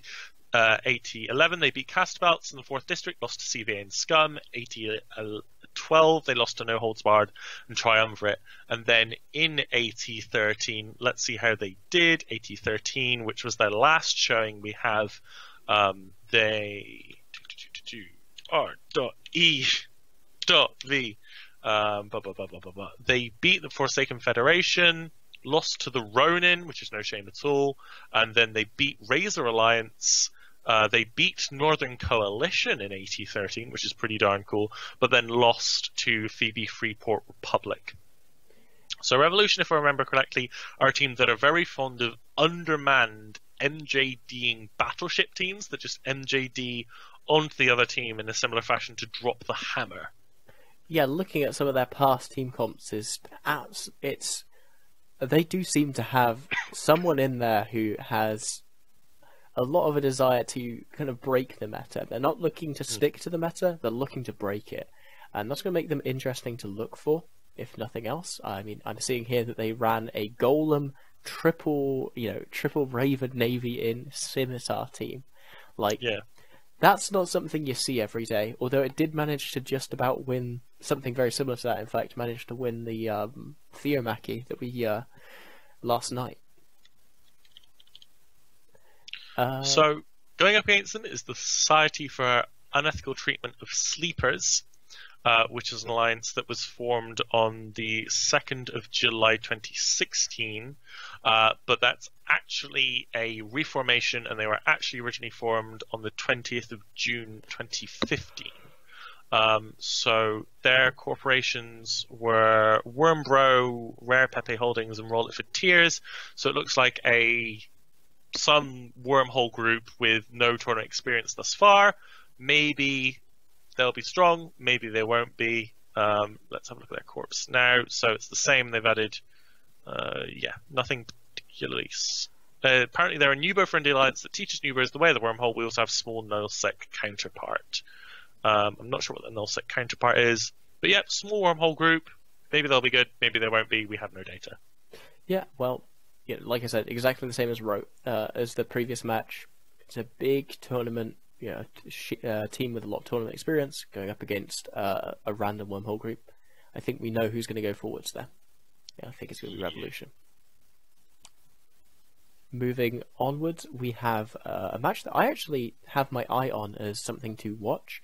It's No Handlebars Dot versus Circle of Two, and that's very specifically because I know No Handlebars Dot as they've been roaming probably a lot recently in a Munin gang. And, using Munions in the year of our Lord 2017 is a bit of a misnomer, but they've been making it work. In fact, they beat the shit out of one of my Compressor gangs using them, despite me having the jump on them. So, yeah, Munions versus Confessors, I can see how Munions would win. They have the tracking bonus, artifit, they project reasonably, there's a volley or Confessors, and also shooting lasers against T2 Minotaur resists is great idea, Jin'taan. hey, I nearly managed to kill one of them with my 10 Confessors. Wow.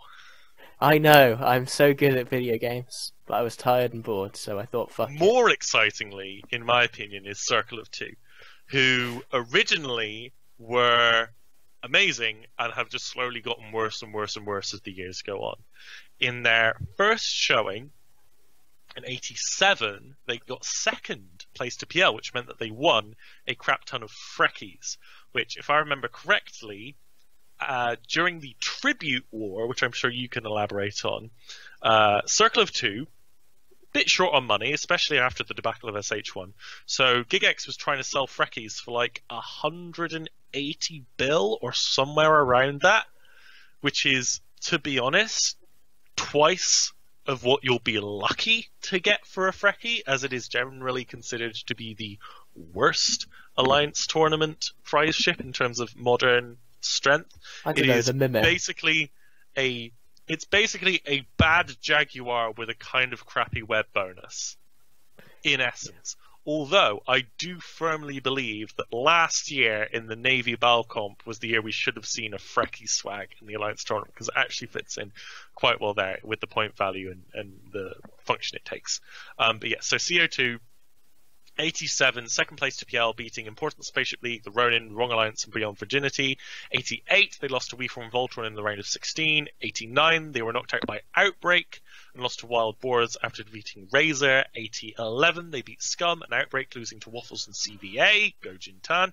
80-12, they lost to Agony Empire, receiving a bye against Code, and then lost to Outbreak.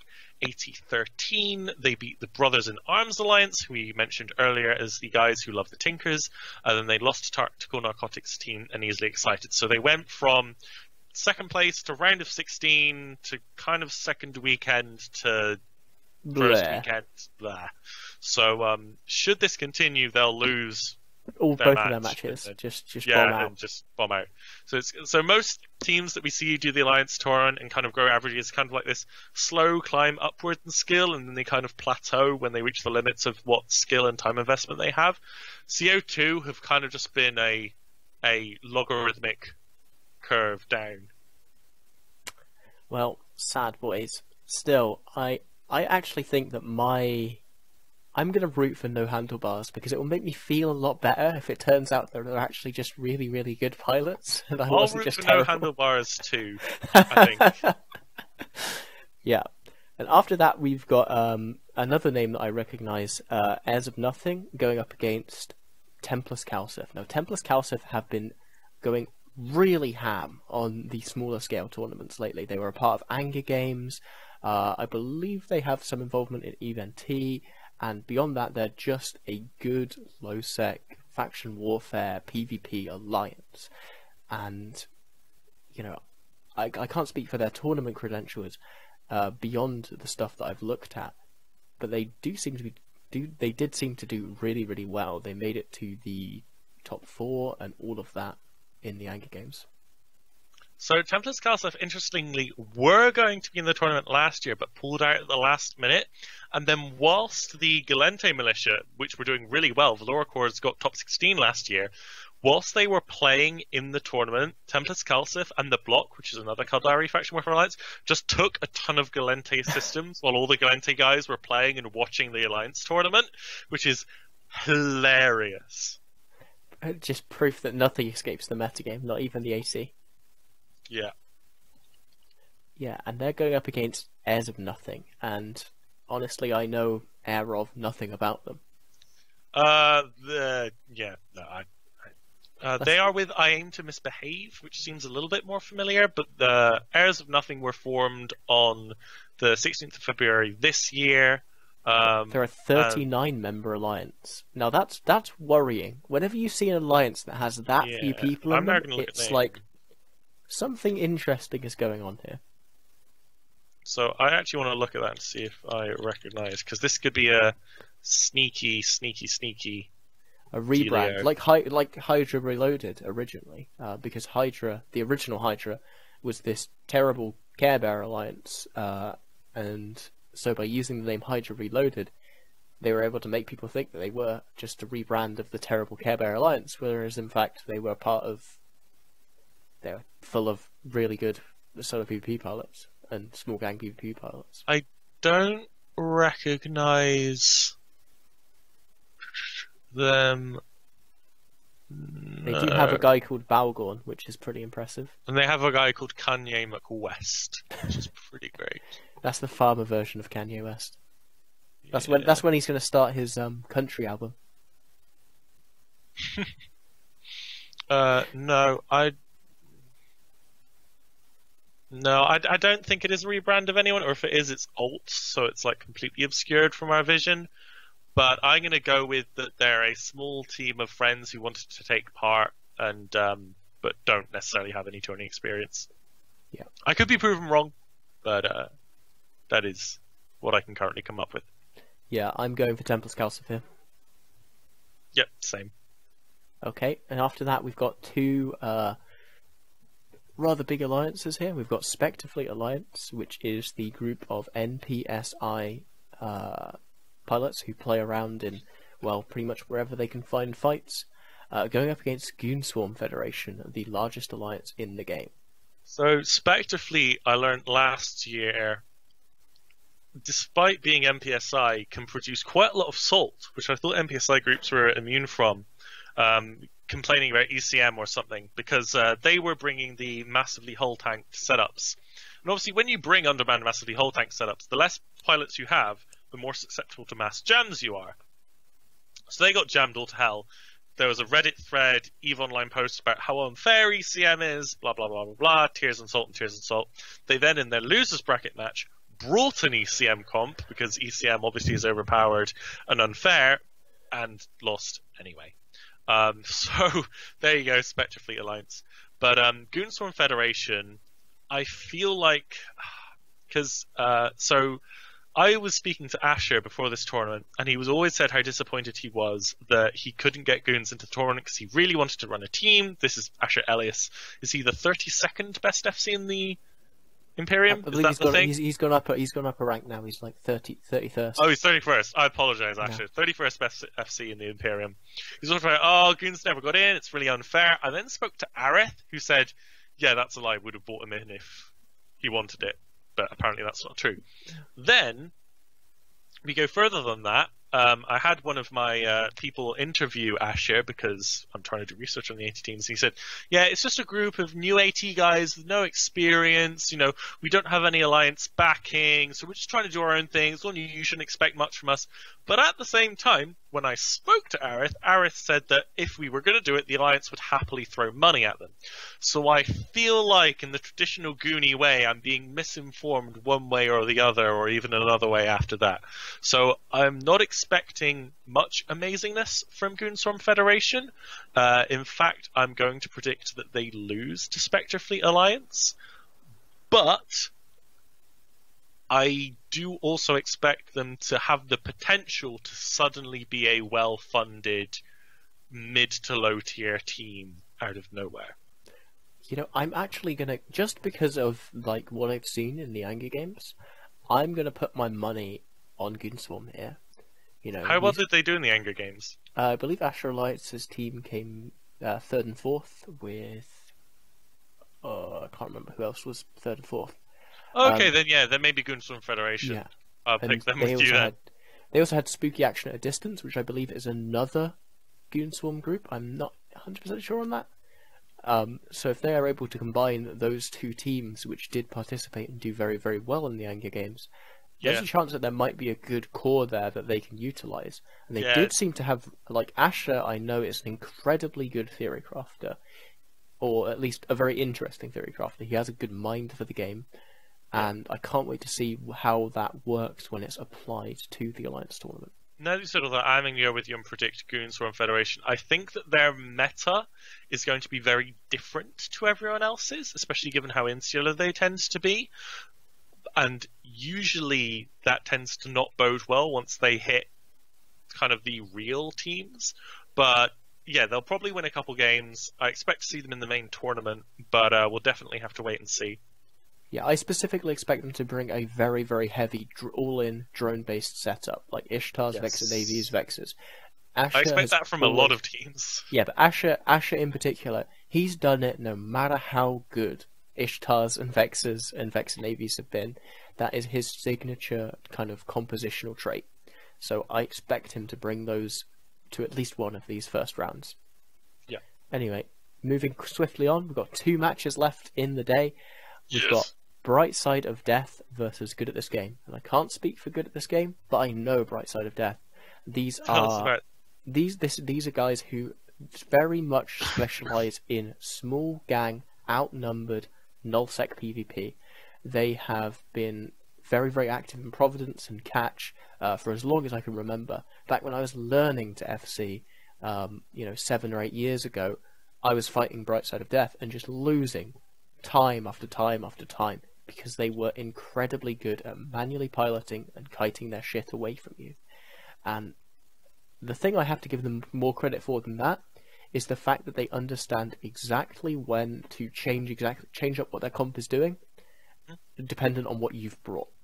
For example, that bodes really well for tournament teams. Yeah, like as an anecdote, I went up against them with like 6 dudes and nightmares versus like 15 Nagas, and I had a couple of Logi. You know, it's not a particularly unwinnable fight for either side. We were brawling it out. They couldn't break us. So what they did is and I was like slowly chewing through them with like good volley control.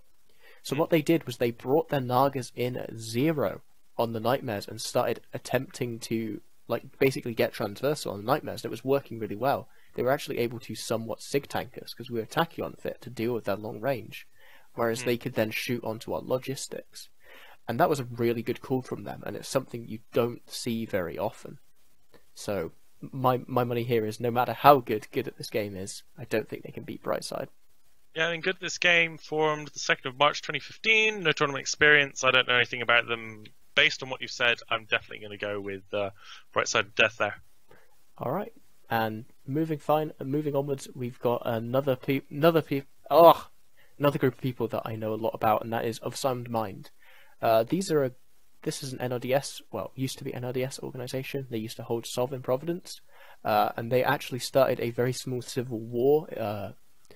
It was over something dumb. I think they like stole a freighter and refused to give it back, and everyone just decided, fuck it, we're getting rid of you. And then they went off to live in Wormholes, and they've been doing great ever since. Shout out to Ali Aras, who was a member of CSM 9 and I believe 10 as well, and came from Of Sound Mind. And they're going up against Brotherhood of Spaces, who is an alliance very well known for their dank swag at FanFest.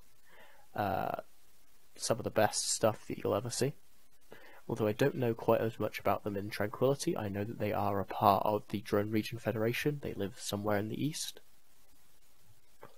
I know Of Sound Mind took part in 8012, but I cannot find it in my notes. So let's have a look at how they did.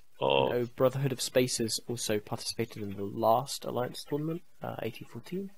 Yes, Of Sound. And they went 0-2, losing to the Culture and LowSechnaya Sholupen. Yeah, and Of Sound Mind 8012 was a while ago. I'm not finding them, so they're probably not particularly strong either. So that's probably a pretty reasonable matchup then. Should be close one to watch. Hopefully I love it when we kind of have two kind of lesser or new teams together, because it means that they've got a pretty reasonable fight, and that can lead to quite close, exciting games. And they tend to be games that you can really take apart and analyze, not necessarily for the high level play, but for certain points in the match, what decisions could have been made, what fitting decisions could be made or improved upon, and they can be great learning experience for other teams to look at as well. All right, and that. So who are your money? Who's your money on here? I'll go with Brotherhood of Spaces for this one. I'm going to go with Of Sound Mind. You know, just to be contrary, not for anything else. So, who are your picks to get out of the feeder round? Pick 5 teams. 5 teams. Well, Ghost Legion, number 1. Test Alliance, please ignore. Red Alliance, Templar's ChaosTheory, and Waffles. Those are going to be my... I'm going to go Ghost Legion, Asteria, Concord. I'm going to go with RVB. How many more do I need? I don't know, just pick a few. I don't know, Goons will probably get out. Rote. Okay. Don't see any others that I'm particularly strong with. What? Razor. Okay, so what match do you think is going to be the most entertaining to watch? Revolution, because they're going to MJD battleships onto someone, 100%. And then I want to see if, what was it, Brothers in Arms managed to get a good working Tinker.